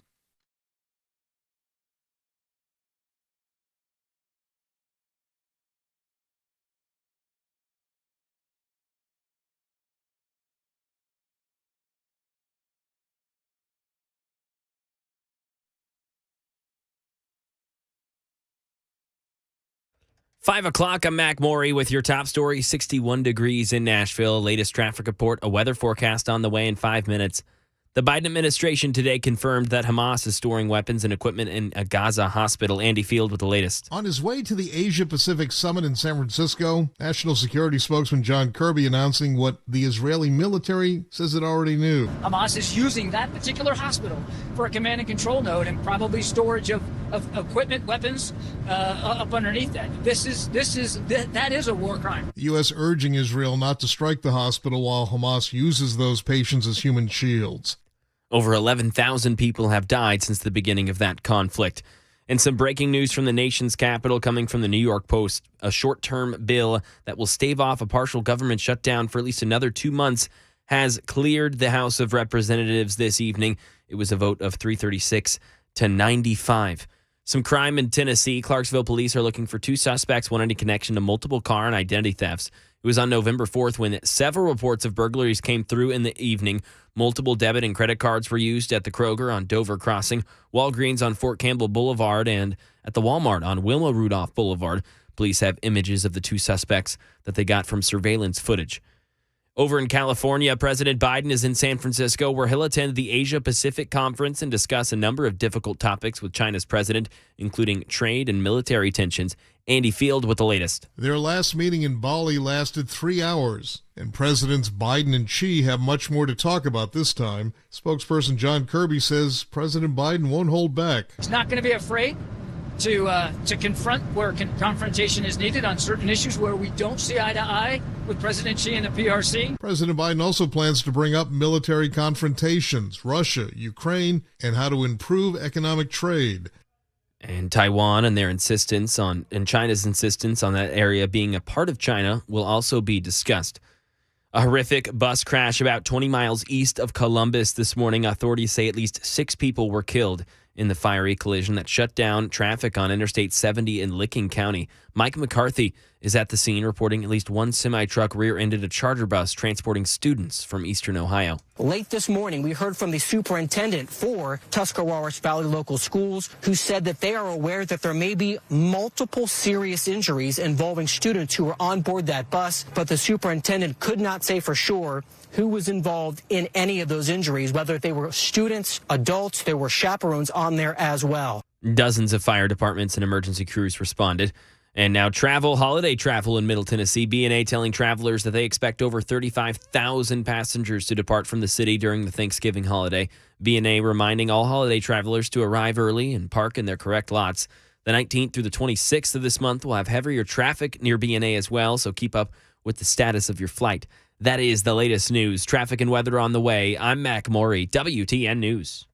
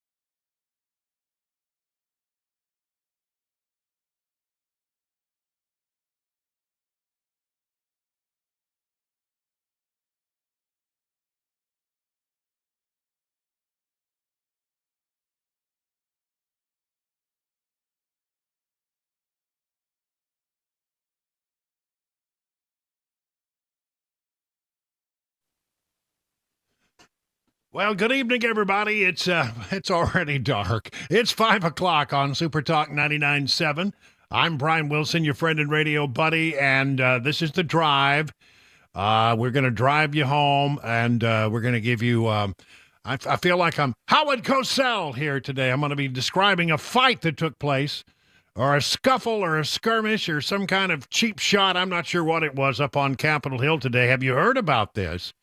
It has got everybody in Washington buzzing right now. That's in this corner. I don't know. One scrawny guy from California. And the other corner, the scrappy congressman from Tennessee, Tim Burchett. This was a hallway encounter. Basically, Burchett, who was one of the vacate eight who forced McCarthy out of the speakership. There's no love lost between those two. McCarthy still seething. He's a polished guy, but, you can tell underneath he's PO'd. That he was the Speaker of the House, and 8 people, basically voted him out. And he's got some resentment about that. That's true. Now, that's a fact. Burchett was one of the 8. And he's up on Capitol Hill in a narrow hallway. They say it's a narrow hallway. I want to know exactly where this is because I know all the places where the reporters hang out up there. And I want to find out where it was. But Burchett is having a conversation with a reporter from NPR. And here comes McCarthy passing by. And McCarthy, for some reason, still has a security detail of some kind. I don't know. I don't know why, but he does. And as they passes by, Burchett claims that Kevin McCarthy, former Speaker of the House, jammed him in the kidneys with his elbow as he passed by. And sort of and the reporter who was with Burchett at the time says, Burchett got jolted and nearly got shoved into me by whatever happened. She didn't actually see the elbow thrown, but she was probably not in a position to see it. Because when you interview somebody, you're generally in front of them, and this happened behind him. But hit him here. I did not hit him there. I did not hit him anywhere. But it's the last little bit, that sort of makes me wonder about this. No. It's when somebody, goes up that high in their denial, do you really believe them most times when somebody's, no, I didn't. Me? I didn't do, no, I can't believe you would suggest, me? No, it wasn't me. I don't know. I wasn't there.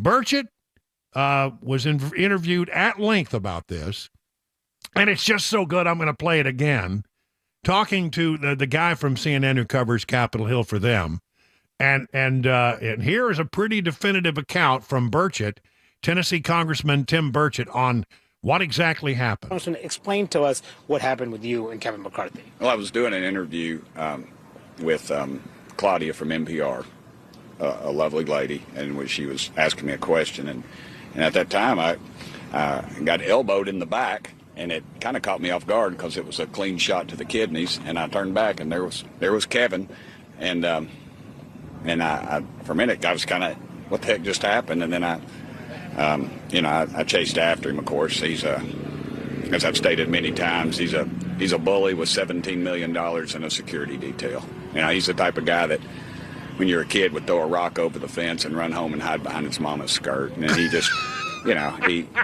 he from behind, that kind of stuff. That's not the way we handle things in East Tennessee. If we have a problem with somebody, I'm going to look them in the eye and talk to them. Okay, so he walked down the hallway, hit you with his elbow. Yeah, you can go on Claudia's Twitter account. It pretty much, or X account. It's very accurate. Okay, so then just explain. So you chased him? What do you mean you chased him? I just ran after him. I was like, what the heck? Why'd you do that? Because it was, like I said, if you've ever been hit in the kidneys, it's a little different. You don't have to hit very hard to cause a little bit of pain, a lot of pain. And so he just, of course, as he always does, he just denies it or blames somebody else or something, and it was just a little heated, but I just backed off because I saw no reason. I wasn't gaining anything from it. And then everybody saw it, so it didn't really matter. But he responded to you? Yeah, he just acted like, what are you talking about? Who are you?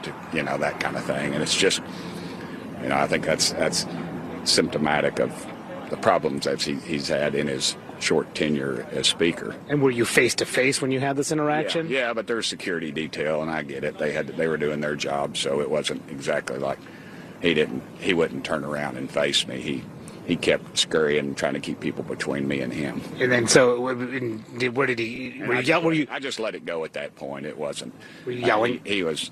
Yeah, I raised my voice to him. I thought it was appropriate, and you just don't expect a guy who was at one time 3 steps away from the White House to hit you with a sucker punch in the hallway. And did he raise his voice back to you? Yeah, just that high pitched kind of thing, I believe, and that was about it. And did he walk into his office? How did this end? No, he just kept on walking down the hall. I don't know where his office is now. And he had his detail and his posse, so to speak, was with him. So did his detail try to stop you? Do what? Did his detail try to stop you? The detail kind of got, one guy got between us there towards the end, but I wasn't looking to knock him out or anything. I just wanted to let him know I know it was him. Were you injured? I don't know, injured, man. Did it hurt? Yeah. As a matter of fact, it still hurts because it was a shot to the kidneys, and it still hurts. Oddly enough, it's not anything I'm probably not gonna do an ethics complaint on him. He's not worth it. He's gonna be gone here either after Christmas or next year. And like I said, he's got the $17 million, and he's gonna keep. He's already messing in everybody's races, and we all know that. Are you accusing him of assault? Am I accusing him of assault? I don't know. Ask a lawyer. It's over as far as I'm concerned. Mm-hmm. He said to our colleague Melanie Zanona that this was a tight hallway. He denies this interaction. He says a tight hallway, and I bumped into him. He says that this was not an intentional thing. There's 435 congressmen. I was one of 8 that voted against him. That hallway was, there's plenty of room. You can walk four side by side. He chose to do what he did. And, it'll end right here, I'm sure. It'll just be a little asterisk on his storied career. And he told me last week, you are only concerned about press and policy. That's why you voted him out. You're just concerned about the press. Yeah, and that's why he held a exclusive press conference with CNN. What do you mean? I mean, he doesn't think that you did it for any real reason other than to bolster your own profile. I've gone through all the reasons. He just doesn't. He doesn't keep his word, and I think this is pretty much. It shows what he did. It just shows what he did, and it's just the way it is with him. He's not. He could have gone out on top, and he's chosen to go this route. And I feel sorry for him. I pray for him every day. You may not believe that, but I do. I pray for him, and I hope he finds some happiness in his life.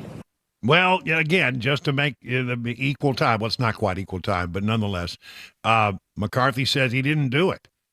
He absolutely says it wasn't me. Not me, no. No, it wasn't me. No. All right. So you heard Burchett say he's not going to file an ethics complaint, although he could. Matt Gaetz has filed one on his behalf. I didn't know you could do that. In his formal ethics complaint against McCarthy, Gaetz wrote, "This Congress has seen a substantial increase in breaches of decorum, unlike anything we've seen since the pre-Civil War era. I myself have been a victim of outrageous conduct on the House floor, but nothing like an open and public assault on a member committed by another member. The rot starts at the top." All right. Sadly, that's not the only fight that nearly broke out on Capitol Hill today. I don't know what. Maybe there's something in the water up there. Over in the Senate, they call it it's a clubby place. It's a club, an elite club. There are only 100 members. But it was more like the Fight Club. What happens in Fight Club stays in Fight Club, right? Isn't that what the movie was all about? Mm-hmm. I think that's right. Yeah. I don't know. This one didn't stay because it was done in public. You got this Congressman, Markwayne Mullin, from Oklahoma. I guess I lost track. I didn't know that this was the junior senator from Oklahoma. He is a former MMA fighter. Now, on the other side of the arena in this particular battle is the president of the Teamsters Union, Sean O'Brien. And, Sean O'Brien had tweeted some things that wasn't too nice about about Mullen, said he was a clown, etc. Used a lot of words, derogatory words, and suggested that maybe they should just, meet somewhere in a back alley. I'm paraphrasing, but that's essentially what he said on Twitter way back in June. Well, here comes the president of the Teamsters before a Senate committee, and Mullen is there lying in wait and wanted to hash it out with the Teamsters boss. Pretends like he's self-made. What a clown. Fraud. Always has been, always will be. Quit the tough guy act in these Senate hearings. You know where to find me. Any place, anytime, cowboy. Sir, this is a time, this is a place. If you want to run your mouth, we can be two consenting adults. We can finish it here. Okay, that's fine. Perfect. You want to do it now? I'd love to do it right now. Well, stand your butt up then. You stand your butt up. Oh, hold on. Big guy. Oh, stop it. Is that your solution? Hold it. No, sit down. Sit down. Okay. You're a United States Senator. Sit down. Actively. Oh, okay. Sit down, please. All right. Can I respond? Mr. Hold it. If we can't, no, I have the mic. said. I'm sorry. This is Hold what it. he said. You'll have your time. Okay. Can I respond? Oh, no, you can't. This is a hearing. Bernie Sanders is the chairman of the committee, acting as referee there in the ring. No, you can't. Sit down. It's like a Muppet character trying to be the referee of this battle. I mean, it's just crazy. I don't know what's going on up there. I don't know. There really is something that they need to be talking about, and that's, making sure the government doesn't close down by Friday. I don't care if it closes down or not, quite frankly, but they come up with a plan, and although the Freedom Caucus is against it, Speaker Mike Johnson is probably going to get this passed. I'm watching. Double check for me, Chris, if you can, while I'm listening to this, if they passed the CR yet. It could happen any time. But they got this continuing resolution that's going to carry things through January and February. And even though the Freedom Caucus doesn't like it, a great number of Republicans are going to vote for it, and are a handful of Democrats, and it will pass. The skids are greased over in the Senate, where they are prepared to pass it as well and put it on the president's desk. And this will keep the government running through, parts of it through January, parts of it through February. Speaker Mike Johnson. I'm one of the arch conservatives, okay? And I want to cut spending right now, and I would like to put policy writers on this. But when you have a 3-vote majority, as we do right now, we don't have the votes to be able to advance that right now. So what we need to do is avoid the government shutdown. Why? Because that would unduly harm the American people. It's going to change the way we've done this. We have broken the fever. We are not going to have a massive omnibus spending bill right before Christmas. That is a gift to the American people, because that is no way to legislate. It is not good stewardship. It's the reason we're in so much debt. When you have a small majority, it requires some things are going to have to be bipartisan. But I think these are issues that every member of Congress should agree on. We are on an unsustainable track with our debt. This is a very different situation. We're taking this into the new year to finish the process and get back to the original way that this is supposed to work. And by the way, the House Republican Conference is committed to never being in this situation again. I'm done with short-term CRs. All right, so there you have it. What did you find out there, Chris? Yes, the House did pass the CR. 336 in favor, 95 opposed. 127 Republicans joined the 209 Democrats. There you go. Okay, so it's passed. It goes to the Senate. As I said, the skids are greased there. You have Schumer saying that Democrats will vote for it. You've got McConnell saying Republicans will largely vote for it.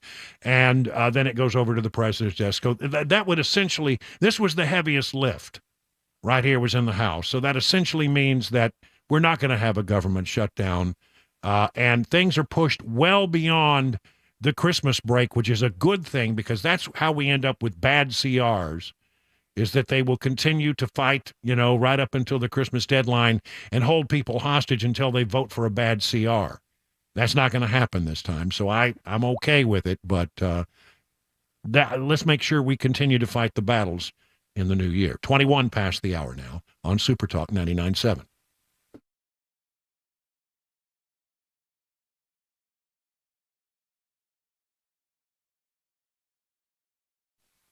I want to tell you about the Wellness Institute of Nashville. Dr. Kevin Mitchell is my doctor. He could be your doctor as well. And, because it is November, time of Thanksgiving, a way to celebrate at the Wellness Institute of Nashville is to do something nice for the folks who need some help out there. The Wellness Institute of Nashville, for the month of November only, is taking the 2023 special to a new level. I'm not making this up. 2 patient appointments for $23. I'm not kidding. 2 exams, 2 x-rays, 2 treatments for you, your spouse, you and a friend, you and a family member, you and someone you casually meet, walking down the hallway, whatever. It doesn't matter as long as you both book your appointments together. But what a deal it is. You have someone in your life that has tingling, numbness, weakness, back pain, disc bulging, disc herniation, spinal stenosis. Listen, why not take advantage of this thing to change the quality of your life for the much better? If you're not able to do routine things because your back pain or your knee pain, take advantage of the Wellness Institute's 2-patient exam, x-rays, treatments for $23. It starts with a phone call to this number, 615-246-5009. Again, 615-246-5009. Learn more at painisbad.com. My name is Shannon Jefferson. I was cross-addicted, crack cocaine and heroin. I OD'd 4 times. Well, 9 times in all, but in this instance, 4 times in a 2-month period. It's not a second that goes by. It's not somebody that you call or talk to. This program really helped me to get my spiritual man back. It's like I'm a man again. They taught me how to really be a man. You can help. If anybody can help the mission out and save one, that means a big deal. Because for me, it wasn't just helping my life. It affects my whole family. They feed the homeless, they give clothing. Nothing goes to waste. Everything helps when it comes to mission. I mean, words can't describe how much I feel deeply about this mission.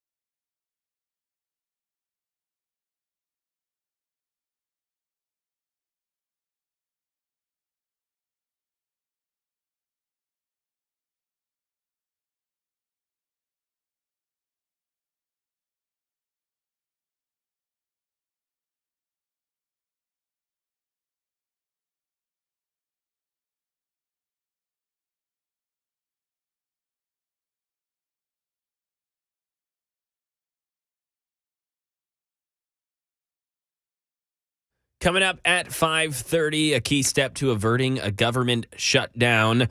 A mother now in custody after her 4-year-old daughter was attacked by a dog.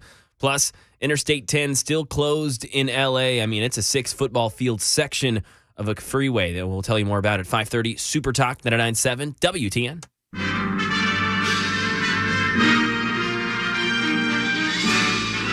Spanning the globe to bring you the constant variety of sport, the thrill of victory,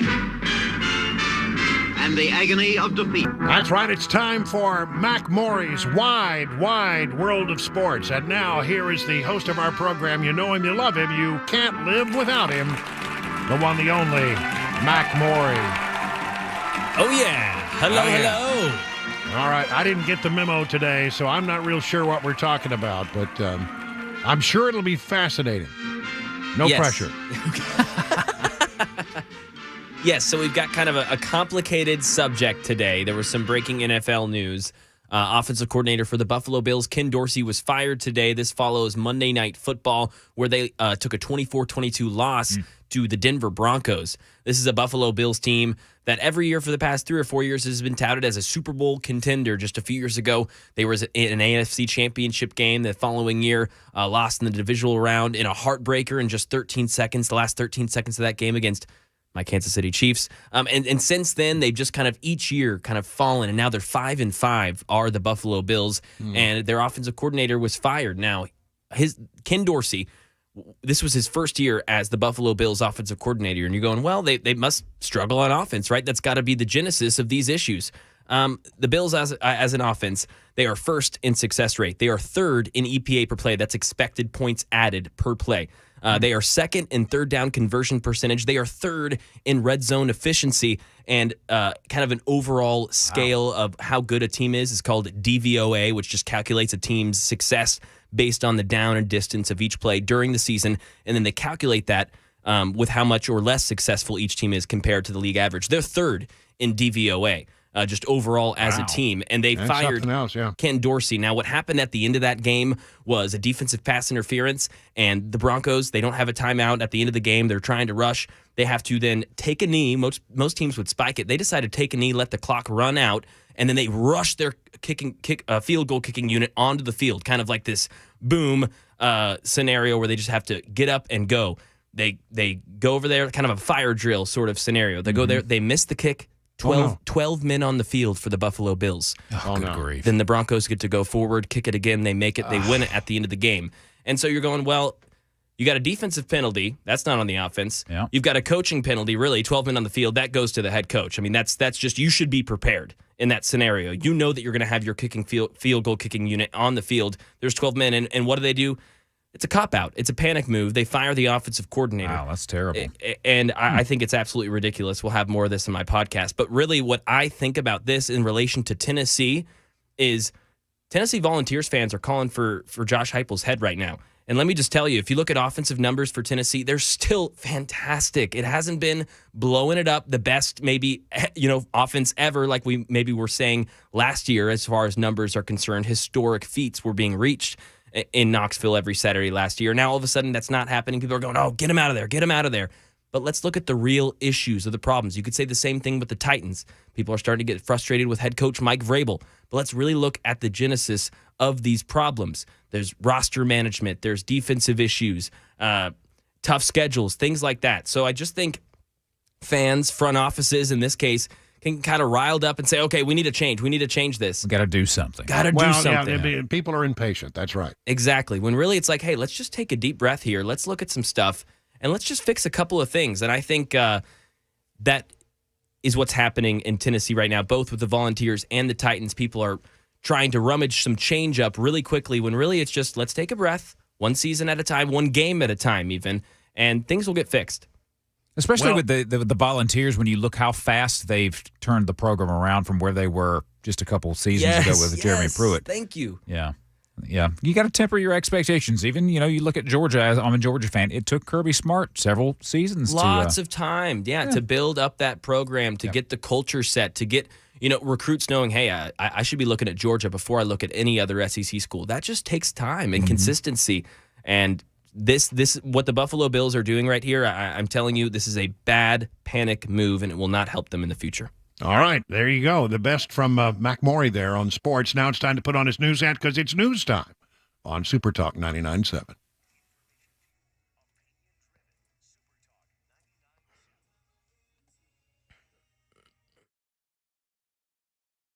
5:31, I'm Mac Maury with your top stories. 59 degrees now in Nashville. Full weather forecast, latest traffic report on the way in 5 minutes. In the nation's capital, a key step to averting a government shutdown, the House has overwhelmingly approved a short-term spending measure that splits funding into two parts, funding key agencies like agriculture, transportation, and veterans programs through January 19th, others until February 2nd. It goes now to the Senate. The vote was 336 to 95. Right now in Tennessee, Channel 4 reports that a Murfreesboro mother is now in custody after a pit bull attacked her 4-year-old daughter. Candy Tittle's child was unsupervised and was attacked on Richland Richardson Road. The daughter began screaming. The owner of that dog was contacted. Emergency officials were notified. She had injuries to her arm and her trachea. Amputation could be needed. Tittle showed up to the hospital later and, quote, noticeably under the influence. Tittle's child is no longer in her custody. Her bond has been set at $120,000.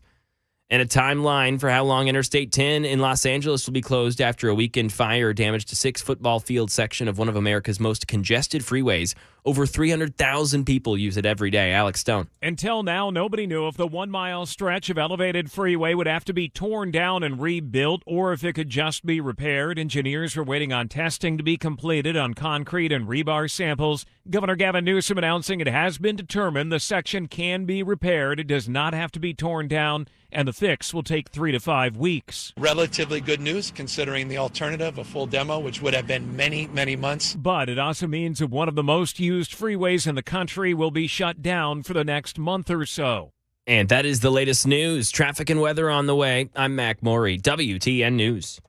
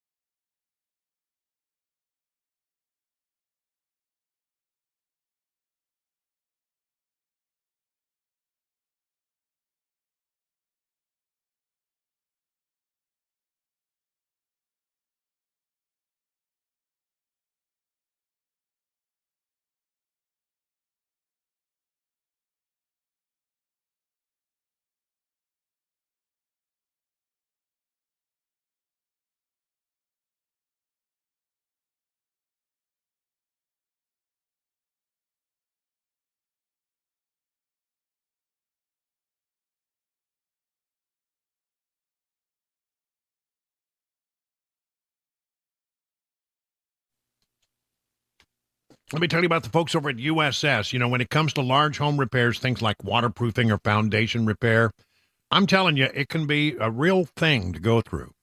You want somebody who's going to come in and give you great advice, not going to pressure you, not up to upsell you with anything.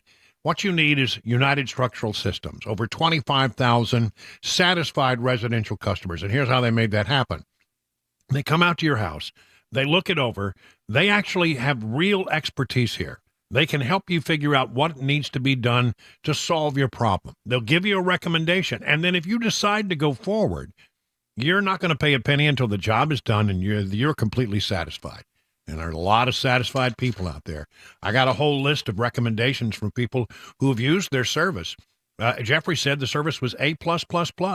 Constance said it was an excellent experience, put me completely at ease during the entire process. Listen, the folks at USS will get it done for you, serving Middle Tennessee, Southern Kentucky, Western Kentucky, Northern Alabama, online at USSTN.com or call this number, 615-488-7855.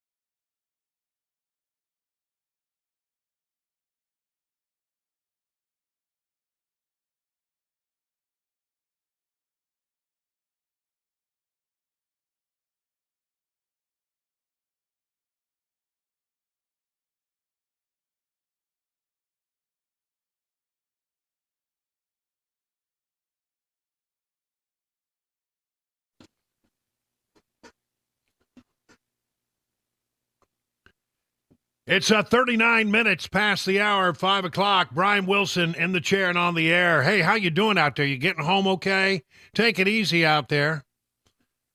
We want to get you home safely. Listen, yesterday I made a mistake.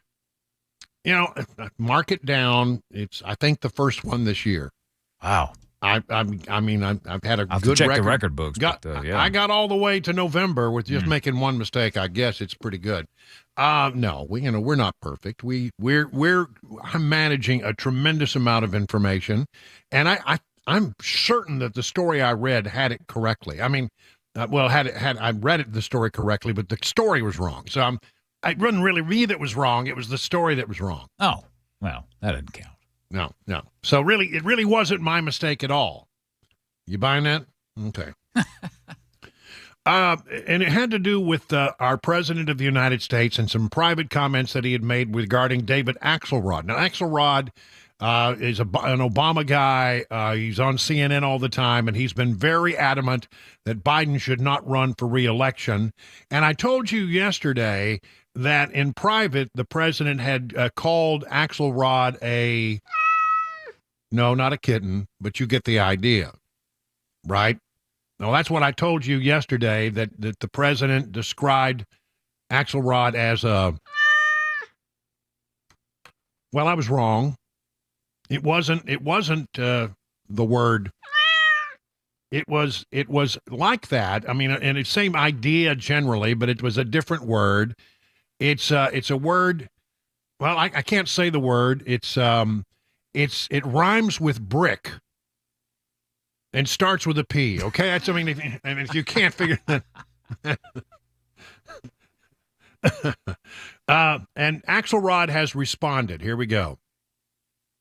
He was irritated because I raised concerns that many, many Democrats had. And again, my feeling is either get out or get going. And but the status quo, the way they were approaching the campaign, this sort of what me worry attitude about the campaign was not going to get him to where he needs to go. And the stakes are so high. And so the stakes are very high. He knows that. But I think he needs to take a sober look at the whole landscape. And yes, he's committed to moving forward. I get that. He ought to then look at what his campaign is doing and what they need to do and get out of this sort of referendum frame and go after Donald Trump every day, because Donald Trump will be the nominee of the Republican Party. That may be uncomfortable for the president, but I will tell you, a whole lot of people got in touch with me after that, after I made my feelings known, to say, I'm glad someone said it. And if the end result of it is that they take a good hard look at their campaign and get it and sort of turbocharge it and turn it into a comparative race then I'm glad that I said it, and I'll live with the fact that the president's unhappy with me. Well, okay, but listen, he's right. Axelrod is right. Now, look, I mean, if they want to put Joe Biden up, it's fine with the Republicans, because quite frankly, the numbers are looking very good for Trump if Biden is the nominee on the Democrat side. In Arizona, a company called Noble Predictive Insights says that Trump versus Biden, Trump wins in Arizona, a battleground state, by 8 points. In the general election, a Morning Consult now has Trump up by 1 in the general election. And Rasmussen report says no real change there. If you add Trump versus Biden versus Kennedy, Trump still wins by 1. What I'm finding is that a lot of the polling data are showing that when you add third or fourth candidates, and there's going to be 3 or 4 and 5, 6 maybe, I don't know how many's going to be out there, but some of them are viable. Kennedy's pulling 22% in the polls. So this is going to be viable, but it takes away more from Biden than it does from Trump. Pretty interesting. So listen, the long knives are out. Democrats are getting very nervous. Here we go about Arizona. Washington Examiner, President Joe Biden's handling of the economy, pushing voters in key battleground states to consider alternate candidates in 2024, with every vote the president loses likely to help former President Donald Trump. In Arizona, one of a handful of battleground states that propelled Biden to the White House in 2020, surveys and interviews with voters found that they are not impressed with the state of the economy, despite a steady job growth rate in the state. And that goes on to give you a bunch of polling data. Here's a report, this from Breitbart. Joe Biden's inner circle well aware that the economic message is not resonating with voters. Do you think? Why does he keep going out and talking about Bidenomics? Because clearly people aren't buying it. They aren't buying it at all. The report suggests the president's economic record might not prove successful line of attack against former President Donald Trump in their likely 2024 rematch. Biden focused his reelection hopes on the so-called Bidenomics, which some Democrats believe he should be heaved in a dumpster. Progressive Change Campaign Committee, a far-left group, told Politico's Adam Cancron on Tuesday it briefed White House officials, Democrat congressional leaders, and top party operatives in September and October regarding negative polling regarding Bidenomics. And yet, that's what they went out and talked about endlessly. Only 35% of Americans trust Democrats more on economics. 7 out of 10 people say Joe Biden's economy is not getting better. So the Democrats think that's a loser, but it's something that he talks about virtually all the time. I don't know why. Here we go. Overwhelming number of Americans want to be rid of President Joe Biden's, including half of all Democrats, if charges that the Biden family had taken more than $30 million in payments from overseas governments prove true. That's according to a new poll out on Monday. Americans are in an ecumenical mood about exactly how Biden should make his exit. 2/3 who said Biden needs to go if the charges. Nearly 40% said Biden should be impeached and removed from office. Wow. A quarter, perhaps even less patient than yours truly, in their desire to see Joe go, told Tip he should resign immediately. Wow. A quarter say he should just step down now. 15% say he should stay in office but decline to run again next year. There is no good news in this poll for the Biden administration. Not one bit of good news. In a sense, today's news isn't news at all. It's been that way for some time now. There's been some stability in the data. It's not moving. Well, if there's a trend, it's down for Biden and up for Trump. And this investigation that's going on up on Capitol Hill is starting to reach its zenith. I know, ladies and gentlemen, I get it. I completely understand that when you hear this story, and I go into the stuff about, what's happening on Biden Inc. today, and I tell you some little development that's happened, it's just a drip, a very loud drip. And the next day I come in and I give you another little tidbit. It's just another drip. And a drip, drip, drip. And but what you need to understand is, yes, the story is moving incrementally. And yes, these things do move sort of slowly, these kinds of investigations. But if you get enough drips, you end up with like a couple of gallons, and then it turns into, a flood. I'm telling you, the House Oversight Committee is doing great work. Really, really excellent work. They're about to call in Hunter Biden and a bunch of the business associates and people who really know. And look, you don't do that. If you're smart, you don't do that until you have all your ducks in a row and all your information in order, so that when you come in, you can ask the right questions. Now, I think if Hunter Biden is, I think he's probably going to, if he comes in, if it comes to that, they're going to fight it. They're gonna wail and they're gonna moan and they're gonna groan. They're gonna refuse to show up, and then there's gonna be a showdown, and eventually he'll show up, and he's gonna come in. He's gonna drag it out as long as he possibly can, and then he's gonna plead the fifth. He's not gonna answer any questions. His lawyers won't let him do that. But some of the other folks might talk. It's in their interest to talk, and so you're gonna get a lot of information. And remember, the House Oversight Committee now has the bank records of Hunter Biden and James Biden, and they're starting to put it together. There are legitimate, absolutely legitimate questions to be asked about $240,000 that has made its way from James Biden to President Biden when he was in between jobs. But it's still money that came from nefarious sources associated with Hunter Biden's effort to, do business around the country with bad people, around the world with bad people. That's where it came from. I mean, he went through a bunch of shell corporations before it landed in James Biden's account and then was sent by a check over to Joe Biden, saying, well, we're just repayment of a loan. But they won't tell us where the loan was. Where's the loan? Where's the evidence of loan? If they have the bank records of James Biden and Joe Biden had lent them a bunch of money, at some point, wouldn't it have landed in the bank account? Wouldn't they be able to see that? No, it didn't seem like that happened. Nobody can find trace of the loan. What I want to tell you is James Comer and his team are smarter than you think. And they have stuff that they're not talking about yet. And you get these folks in for a deposition, and you ask the right questions, and you're going to get some real answers here. The Speaker of the House says we are moving very soon from impeachment inquiry to impeachment.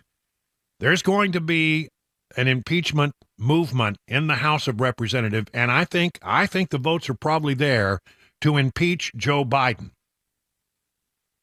But then it goes to the Senate, where likely nothing will happen. That could all change if the evidence against Biden is overwhelming. So let's wait and see what they got. And I know you're frustrated by but don't give up hope yet. I think they're very close. And I think that all the drips add up to a real flood that's going to wash over the current president of the United States. 50 minutes now past the hour of 5 o'clock.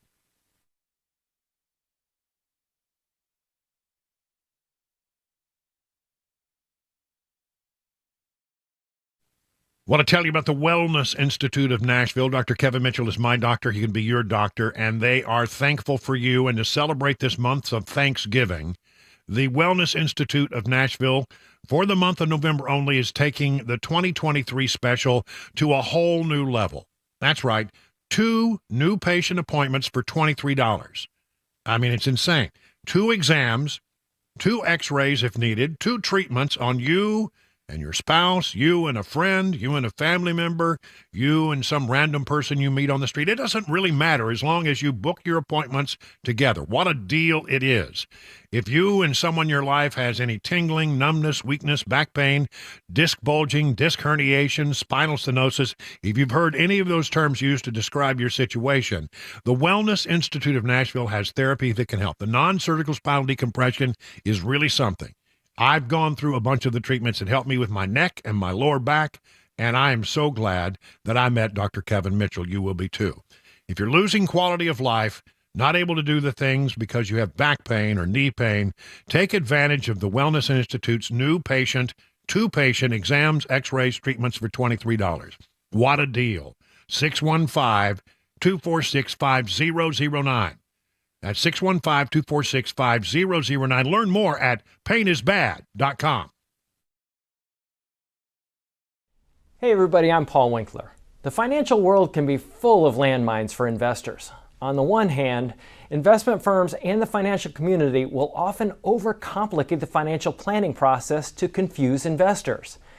As one guy who used to work a big investment firm once told me, if an investor thinks that they're over their head, they'll blindly trust you, and it's easier to sell to them. I'm glad I'm away from that. On the other hand, many people oversimplify investing to the detriment of investors. Just having a little knowledge can be really dangerous. The idea there is the same. It's just a different way of selling things. At Paul Winkler Inc., we like working alongside our clients with an education guidance approach. I believe that there's confidence that comes with knowing what you're doing and why. We abide by the very highest level of fiduciary care, and we use the most sophisticated financial planning tools out there. And every one of our offices is run by a degreed planner with over 20 years experience. No kids fresh out of college. If that sounds like a winning formula, set up a free 15-minute phone call to learn more. Go to paulwinkler.com or call 615-851-1950. You can do this.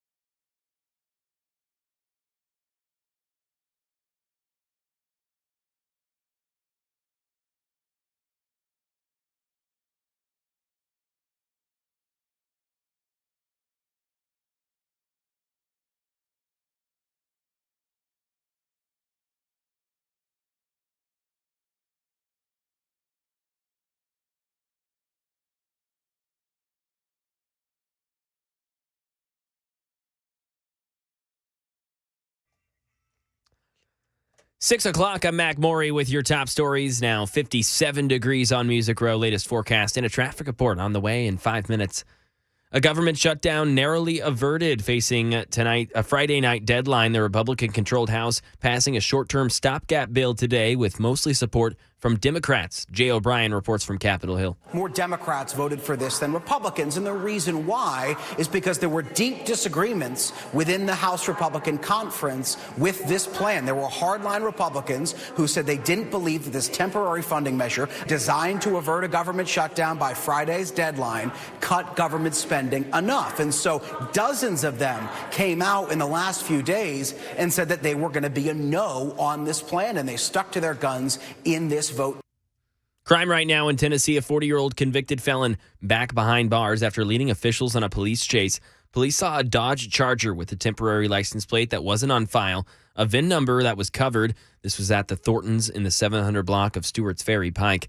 When officials asked Rafi Shalizi to uncover it, he did. They discovered it was stolen. He then drove out of that parking lot. Shalizi hit another driver during this chase. That was on Bell Road. He was then eventually captured. Drugs and a handgun were found inside of the vehicle. He admitted to stealing that car for at least 2 months. And some more crime in the Volunteer State. One person dead after a shooting at a BP gas station. This was on Old Hickory Boulevard this afternoon. Channel 4's Dryden Quigley fills us in. Police are investigating what they say is a homicide. They say one man was shot and taken to Vandy where he died. Now, as you can see, a main point of interest is this yellow car where you can still see a bullet hole through the windshield, some shoes outside, and some blood stains as well. We talked to Homicide, who have only been on the scene for about 30 minutes, but they say so far they have no suspects. And a couple of Matthew Perry's friends posting their first real heartfelt messages since his death last month. Jason Nathanson. Matthew Perry's work wife on Friends, Courtney Cox, posted a video of a scene of the two of them. Do you think you know I was here? And she writes on Instagram that she misses him every day, that he was funny and kind. Perry's work roommate, Matt LeBlanc, posted a bunch of pictures of the two of them on Instagram, writing that the times they had together are honestly among the favorite times of his life. Spread your wings and fly, brother. You're finally free. And he finishes by writing that he guesses Perry is keeping the $20 he owes LeBlanc. The two posts are the first statements from Perry's 5 Friends co-stars outside of a brief joint statement issued in the days after Perry's death. And that is the latest news. Traffic and weather on the way. I'm Mac Maury, WTN News.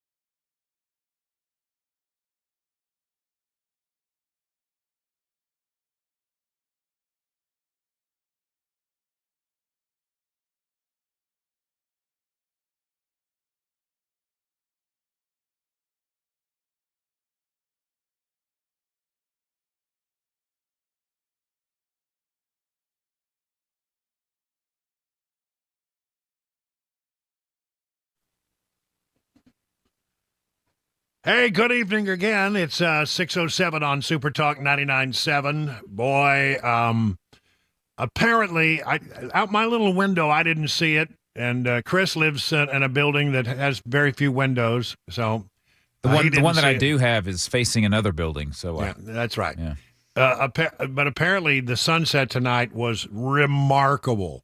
Yeah, that's what I'm seeing. I'm seeing here on Twitter all these pictures being posted by people I know and people I don't know, just talking about how remarkable the sunset was. I love it when there's nothing. One of the things I love about growing up in West Texas is, it's flat and there's really nothing that obstructs your view all the way to the horizon except for mesquite bushes, and they're short. And I'm telling you, you would see these remarkable sunsets out there, but this one was beautiful. Just stunning. It's really, every once in a while, one has to just pause and appreciate God's beautiful earth. It's really, really, really something. To bring you up to date on news that you need to know about, Tim Burchett says he got elbowed in the kidneys. Cheap shot, he says, by Speaker McCarthy, or former Speaker McCarthy, in a hallway encounter as he was passing by. The story that Burchett tells seems to be backed up by reporters who were there in the hallway. So McCarthy said, "No, I didn't do anything of the sort. I don't know what you're talking about." And so there's been an ethics complaint filed, not by Burchett, Tennessee Congressman Tim Burchett, but by Matt Gaetz, who just doesn't like McCarthy anyway. So that happened. But the House actually did get down to some business and passed short-term spending bills that carry, well, part of it goes into January, part of it goes into February. The bottom line is there's not going to probably be a shutdown at this point. Listen, the president didn't get money for Israel. That wasn't in it. It was stripped out clean. It would just basically keep the government funding going while the House continues to work on the appropriations bills. We would have been done by now, honestly. Really, it's a little unfair to blame this on the new Speaker of the House not getting the work done, because 3 weeks were lost when we were looking for a speaker, and we might have been done by now. It could have been close.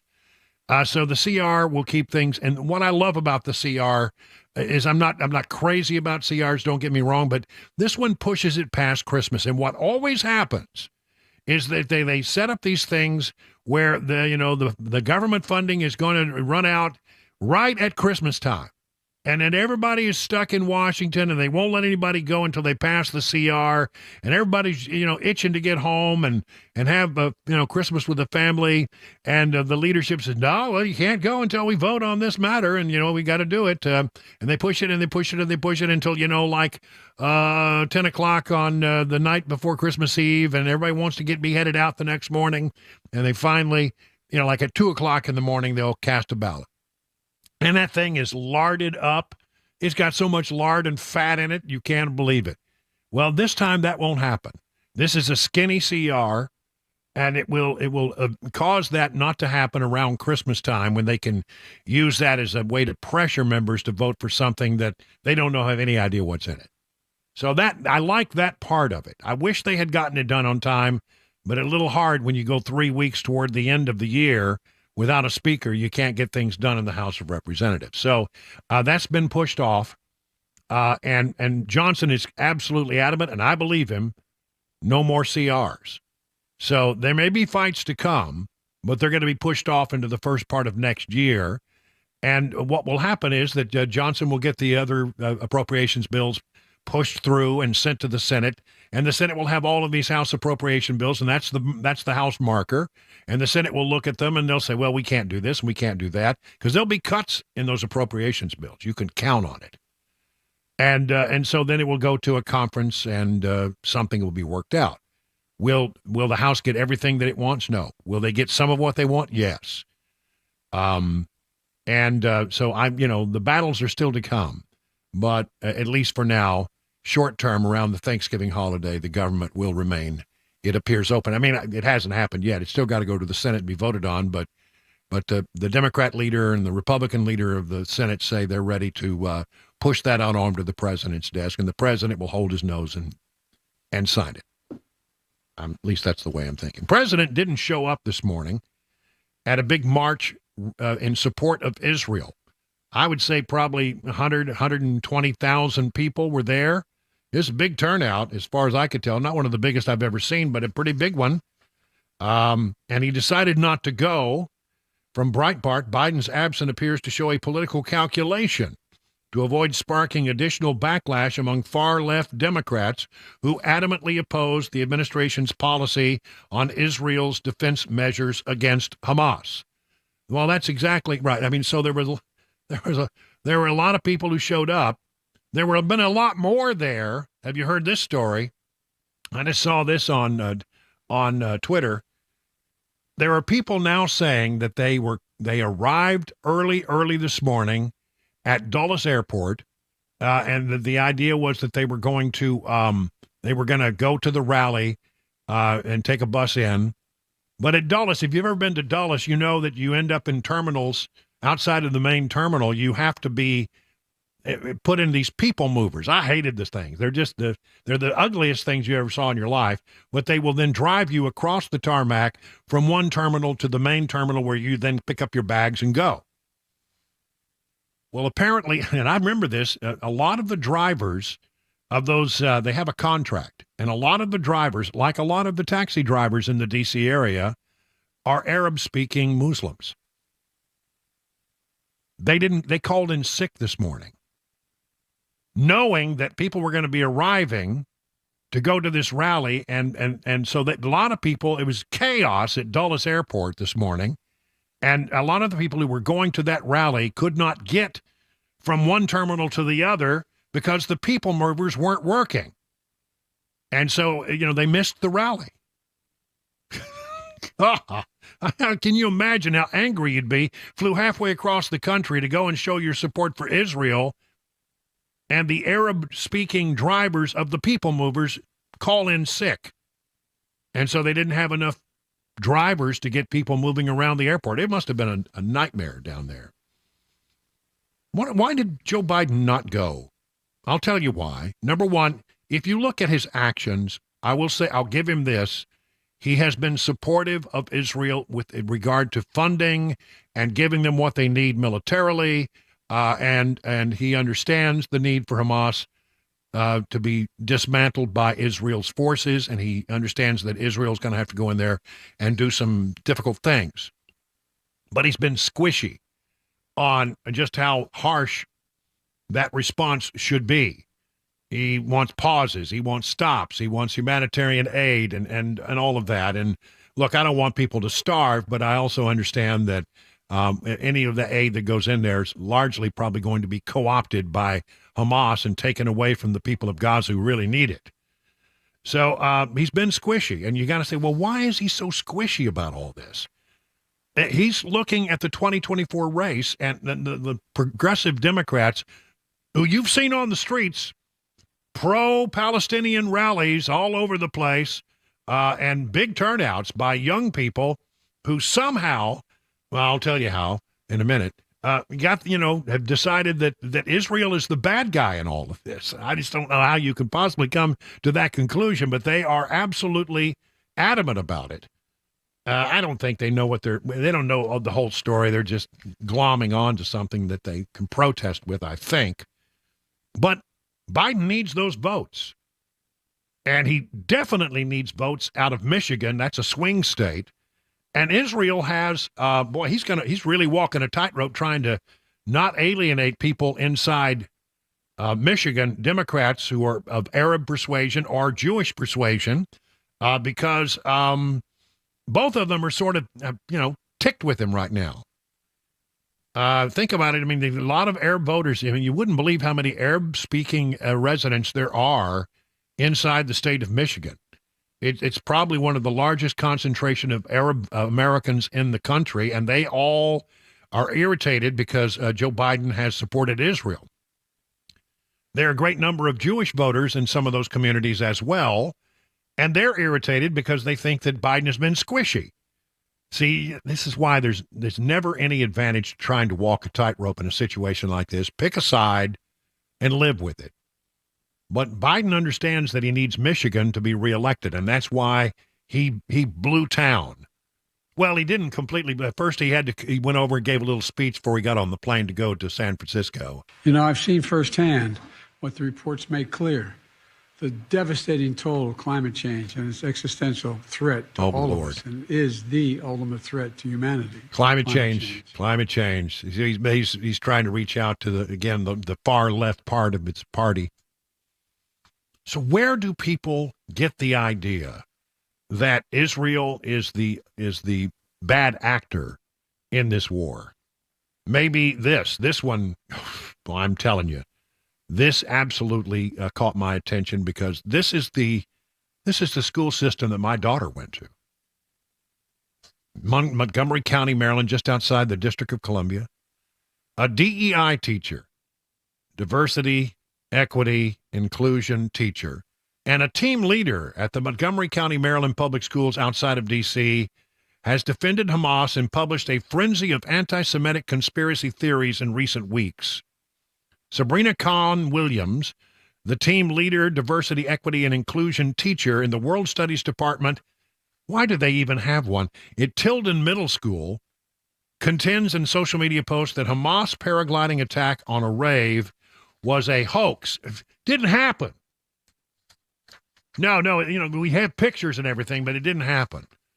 And says that that was not violated. The world history teacher shared videos from conspiracy theorists and opinion columns from Arab media and took them as fact, vouching for one video that depicted Jews as killing Palestinians in order to cut their organs out and sell them.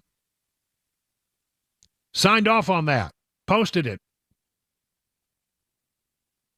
Palestinians are being killed and their organs are being sold, wrote Kahn-Williams, who teaches in Bethesda, Maryland, which has a significant Jewish population. Hamas did not start this. They were just the perfect vehicle for Zionists to continue its apartheid.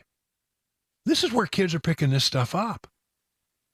Because of the fact that school systems around the country are being infiltrated by complete loony leftists. Listen to this. 100 Harvard faculty cry foul at a university's combating anti-Semitism initiative. So some of the Harvard faculty wanted to have something that, went out there and said, we should fight anti-Semitism.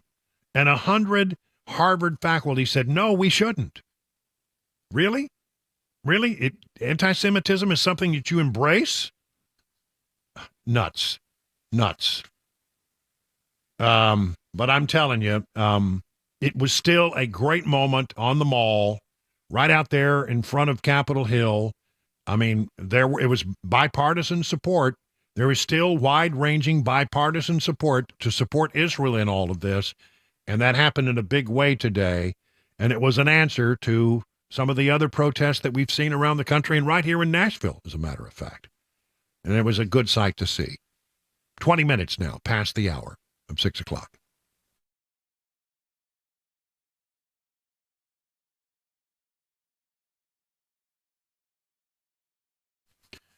Let's talk about gold. Gold has been used as money for ages. It's a tried and true store of value. It's consistent across generations. It's something that always will have value.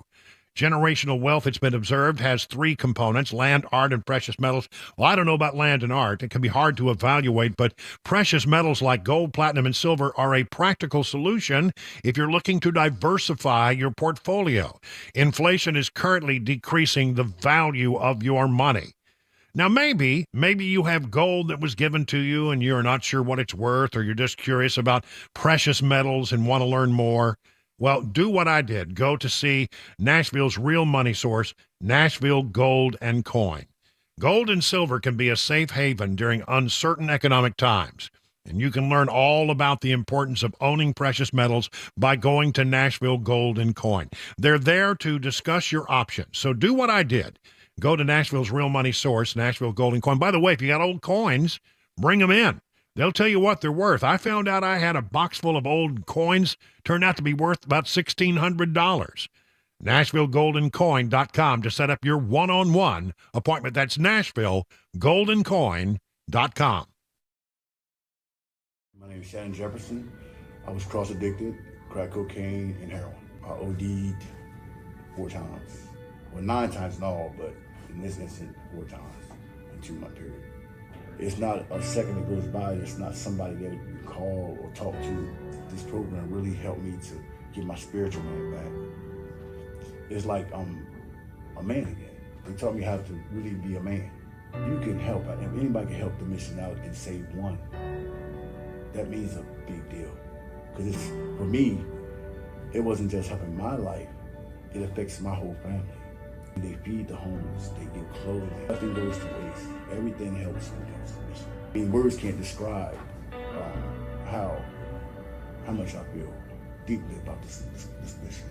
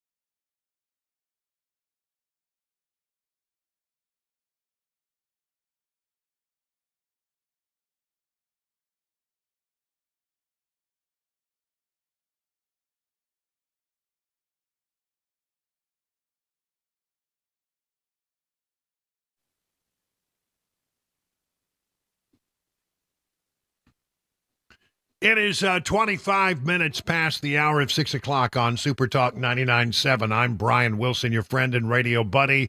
You're listening to The Drive on this 14th day of November. I mean, it's hard to believe we are almost halfway through the month.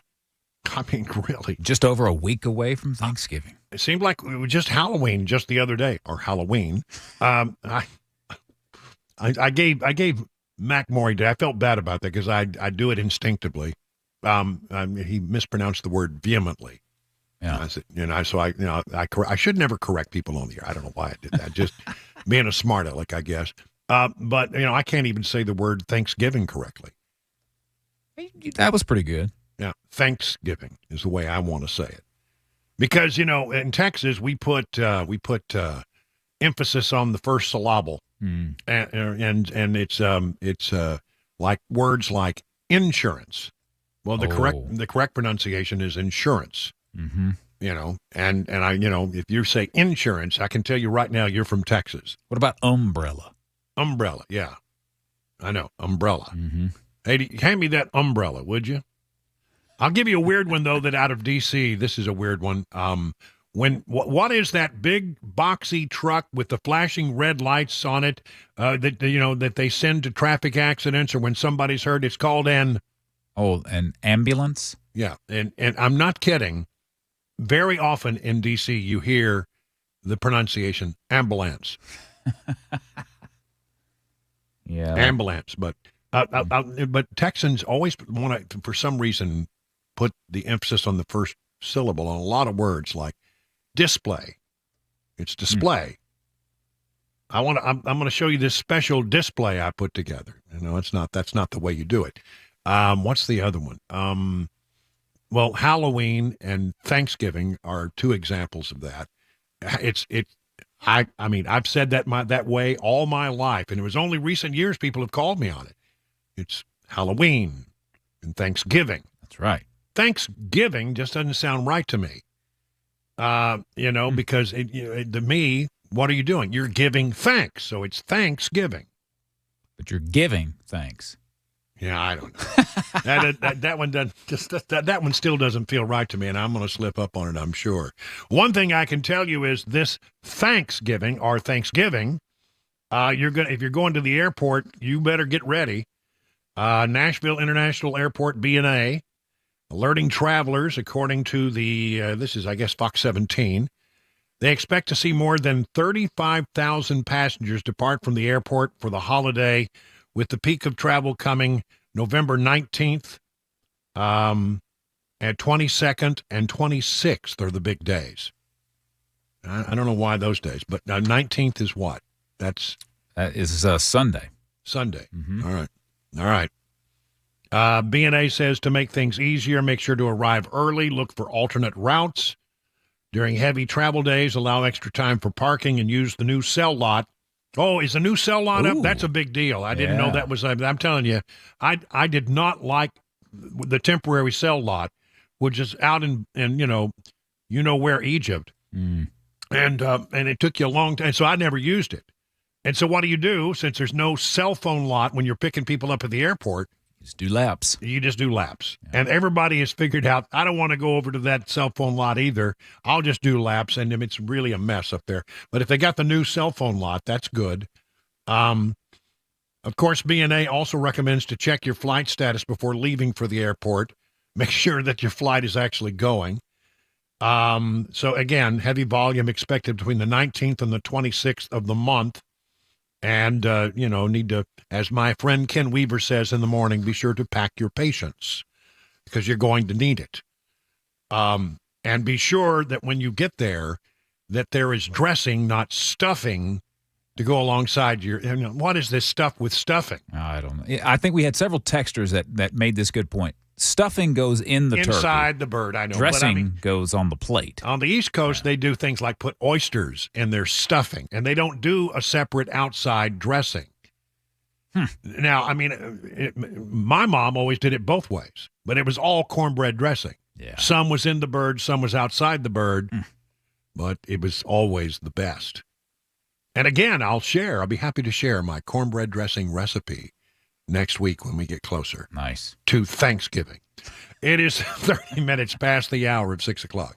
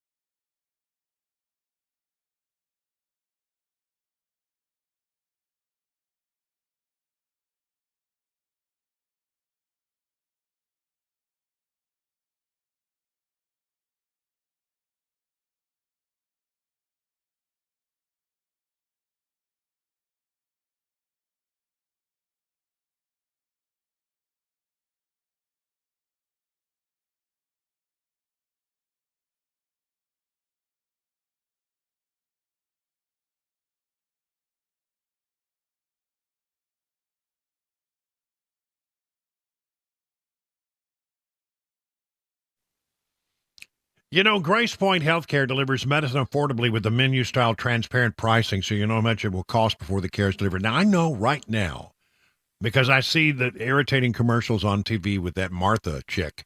I'm really tired of those. But the point is larger than that.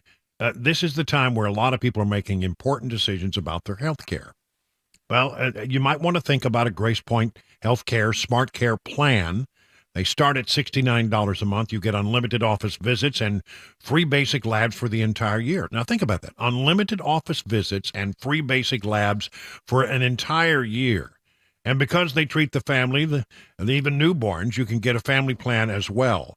Now, you can marry one of these Smart Care plans with a high deductible insurance plan.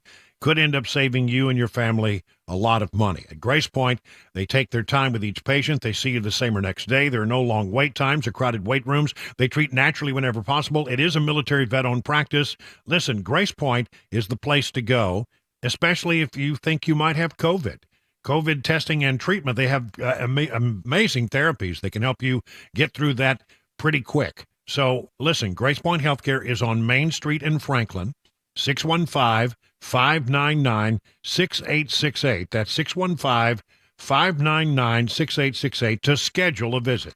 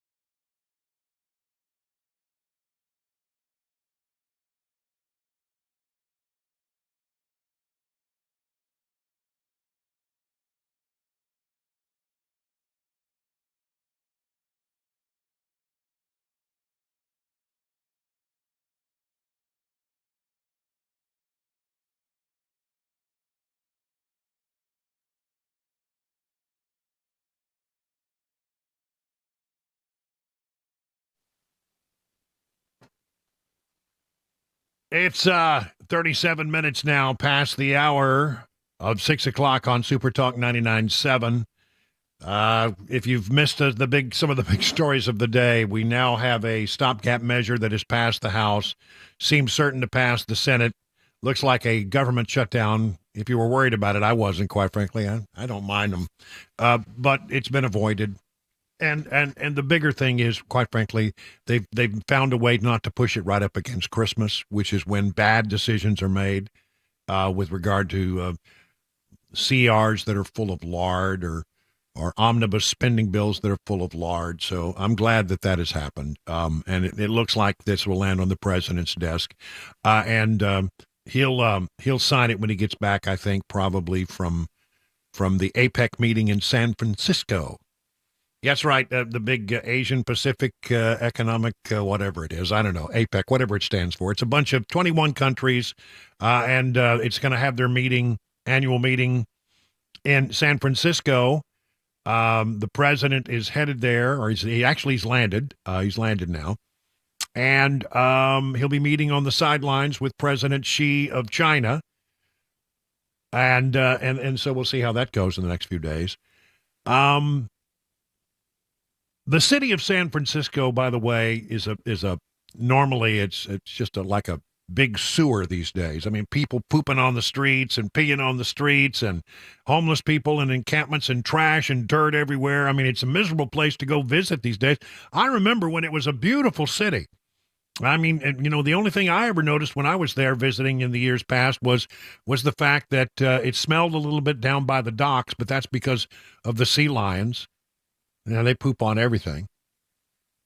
But people normally kept their business, in the proper place. But not anymore.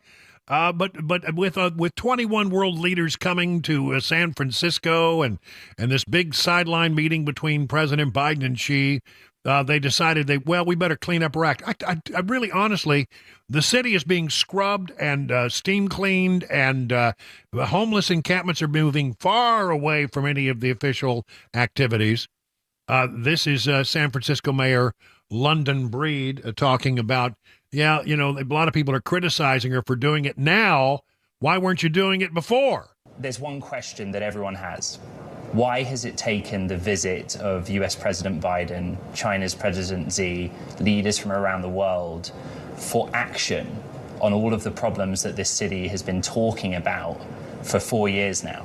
Well, just to be clear, we have been working on this now for a few years. This is not an issue that we've been sitting around waiting to solve. It's been something that San Francisco continues to work on. I mean, the people of San Francisco have every right to be irritated. They deserve to have a city that's not a big toilet. They deserve to have a city where they're not going to get harassed by homeless encampments and people who are roaming the streets. I mean, listen, it needs to have been fixed before now. And you would be well satisfied. You'd be well within your rights to be irritated if you're a resident who pays taxpayer dollars to live in San Francisco, some of the highest taxes in the world, and some of the most expensive place to live in the world, and then to walk out your door and step on human waste. Come on. Gavin Newsom at least admitted that, that's what we're doing. I know folks say, they're just cleaning up this place because all those fancy leaders are coming into town. That's true, because it's true. Well, okay, I guess so. So anyway, that's happening. It'll be interesting to see how this all goes, given the fact that there's a lot going on in the world right now. One of the things that the Biden administration will be asking of President Xi of China is to bring pressure to bear on Iran not to support destabilizing activities in the Mideast. China and Iran have a relationship that the United States does not have. And so the United States is hoping that China can bring some pressure to bear on the Iranians. I doubt that will take place. By the way, they renewed the humanitarian aid to Iran today over at the Biden administration. Millions of dollars going to Iran in the days ahead. Nuts. Just nuts. Other stories that I just haven't gotten time to get around to today in our last few minutes. Major win for Second Amendment rights. The Biden administration's pistol brace ban has been struck down nationwide. A previous ruling by the Fifth Circuit Court of Appeals had given plaintiffs relief, but everyone still risked a felony by holding on to their pistol braces. U.S. District Court Judge Matthew Kacsmaryk, wow, that's an unusual name, Kacsmaryk of Texas, delivered the nationwide injunction, a decision that saves millions from having to destroy their pistol braces or guns altogether. Millions of law-abiding citizens who were turned into criminals overnight under the Biden administration's new pistol brace ban have relief from a federal judge in Texas as they issued a nationwide injunction preventing the BATF, the Bureau of Alcohol, Tobacco, and Firearms and Explosives, from enforcing it. If I want to be someday the director of the Bureau of Alcohol, Tobacco, Firearms, and Explosives. I mean, what fun job that is. All the fun stuff. The judge ruled Wednesday that the unelected bureaucrats' attempt to legislate by regulation instead of enforcing gun laws already in the books was unlawful. And in the case of pistol braces, it must cease immediately. Well, there's a little victory. It was a really interesting report today. I always worry about these reports if somebody's got their finger on the scale. Because what is one thing that the Biden administration needs more than anything? It needs the economy to right itself. So they had a mild inflation report that came out looking back at October, and consumer prices overall were flat last month, rose 3.2% from a year earlier, slower pace than in September as gasoline prices fell. I don't think that's going to last, but okay. So-called core prices, which exclude food and energy items, rose a modest 0.2% in October. The slowdown reflected lower prices for cars and airfares and milder growth in housing cost. Core inflation is often viewed as a better predictor of the inflation's future trajectory than the overall numbers. And this report was positive. How positive? Well, the markets just loved it. Let me pull that up real quick. Come on there. Oh, there it is over here. Dow, let me look at what happened today. Dow ended the day up almost 500 points, 489 points. That's 1.5% roughly. S&P was up 84 points. That's about 2%. NASDAQ was up better than 2%, up 326 points. So a very good day, the best day that's been posted on the major indices since April. So that means that maybe the Fed will not raise interest rates again, as had been worried. If this had been a bad report, it would have been hard for the Fed to say we're not going to raise interest rates, because, you understand that to fix the economy, you have to hurt it. I don't understand why that is, but it is. And raising interest rates is the only thing that that the Fed has in its arsenal to combat runaway inflation. Now that the inflation number is down, the thinking is there won't be any more hikes in interest rates, which is a good thing, because we're at 7% right now. Interest rates are really hurting a lot of people around the country almost as much as inflation. And the thought is that maybe the Fed will start to cut interest rates in the spring, which would be a very welcome thing. Here's from thehill.com. The Federal Reserve likely to make significant cuts to interest rates next year, beginning as early as March, according to a new estimate from UBS Investment Bank. Slowing inflation could enable a 2.5% decrease in the interest rate over the course of a year. So we go from, 7 to 4.5, something like that. That would be welcome. It gets much lower than 4, then I'll go refi. Because now, I thought I was pretty happy to get out with only a 5% interest rate on the house that I bought a year ago. And I would love to have that be lower, like a lot of people. And I think maybe we will get back. I don't know. Look, it's in the interest of the Biden administration to have things clicking a little better with the economy as we head into the midterm elections. And so they're going to do everything they can do, perhaps even put their finger on the thumb of the scale is what I'm thinking, but I don't know. I can't prove it. I just suspect it. By the way, there was a vote yesterday about this time to try to impeach the Secretary of Homeland Security, Alejandro Mayorkas. The vote was 209 to 201. The House chamber decided to 209 to 201. They decided to shelve the resolution. Start again. 209 to 201. The House chamber decided to shelve the resolution. In other words, they put it on the shelf and decided to table it. It was put forth by Marjorie Taylor Greene And there were 8 Republicans who made that possible. 8 Republicans voted against Marjorie Taylor Greene to stop the impeachment process cold before it could go any further. I don't understand that. I don't understand it at all.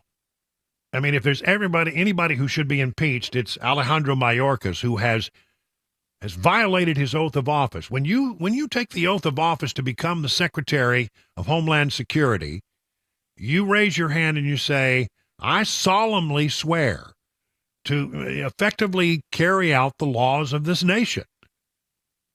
And to do it without fear or favor. Well, he clearly is not carrying out immigration laws. They have completely gone around all the immigration laws to do what they wanted to do for political purposes. And by the way, that's costing Americans beyond just all of the cost down on the border, $451 billion across the country. It's been estimated by a report that was done by our own Tennessee Congressman Mark Green. So, $451 billion is what it cost us, and no telling what the cost will be long term to this country. 26 attorney generals have urged Congress to empower states to enforce federal immigration law. They sent a letter asking Congress to pass, and the Speaker to pass Bill Posey, he's a congressman from Florida's Immigration Enforcement Partnership Act. Basically what it says is that if the state can step in if the federal government is not doing its job with regard to immigration. I hope that this gets a serious look by the new speaker, and I hope that it gets passed ASAP. 50 minutes now past the hour of 6 o'clock.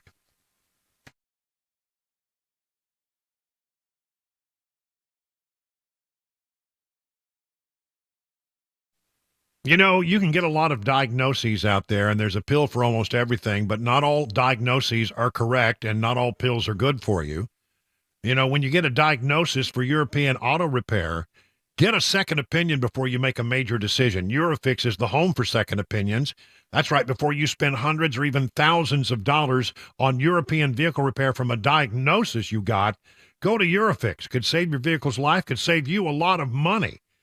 At Eurofix, you get a free 15-minute no-wrench inspection with an estimate at every visit. No high-pressure sales tactics.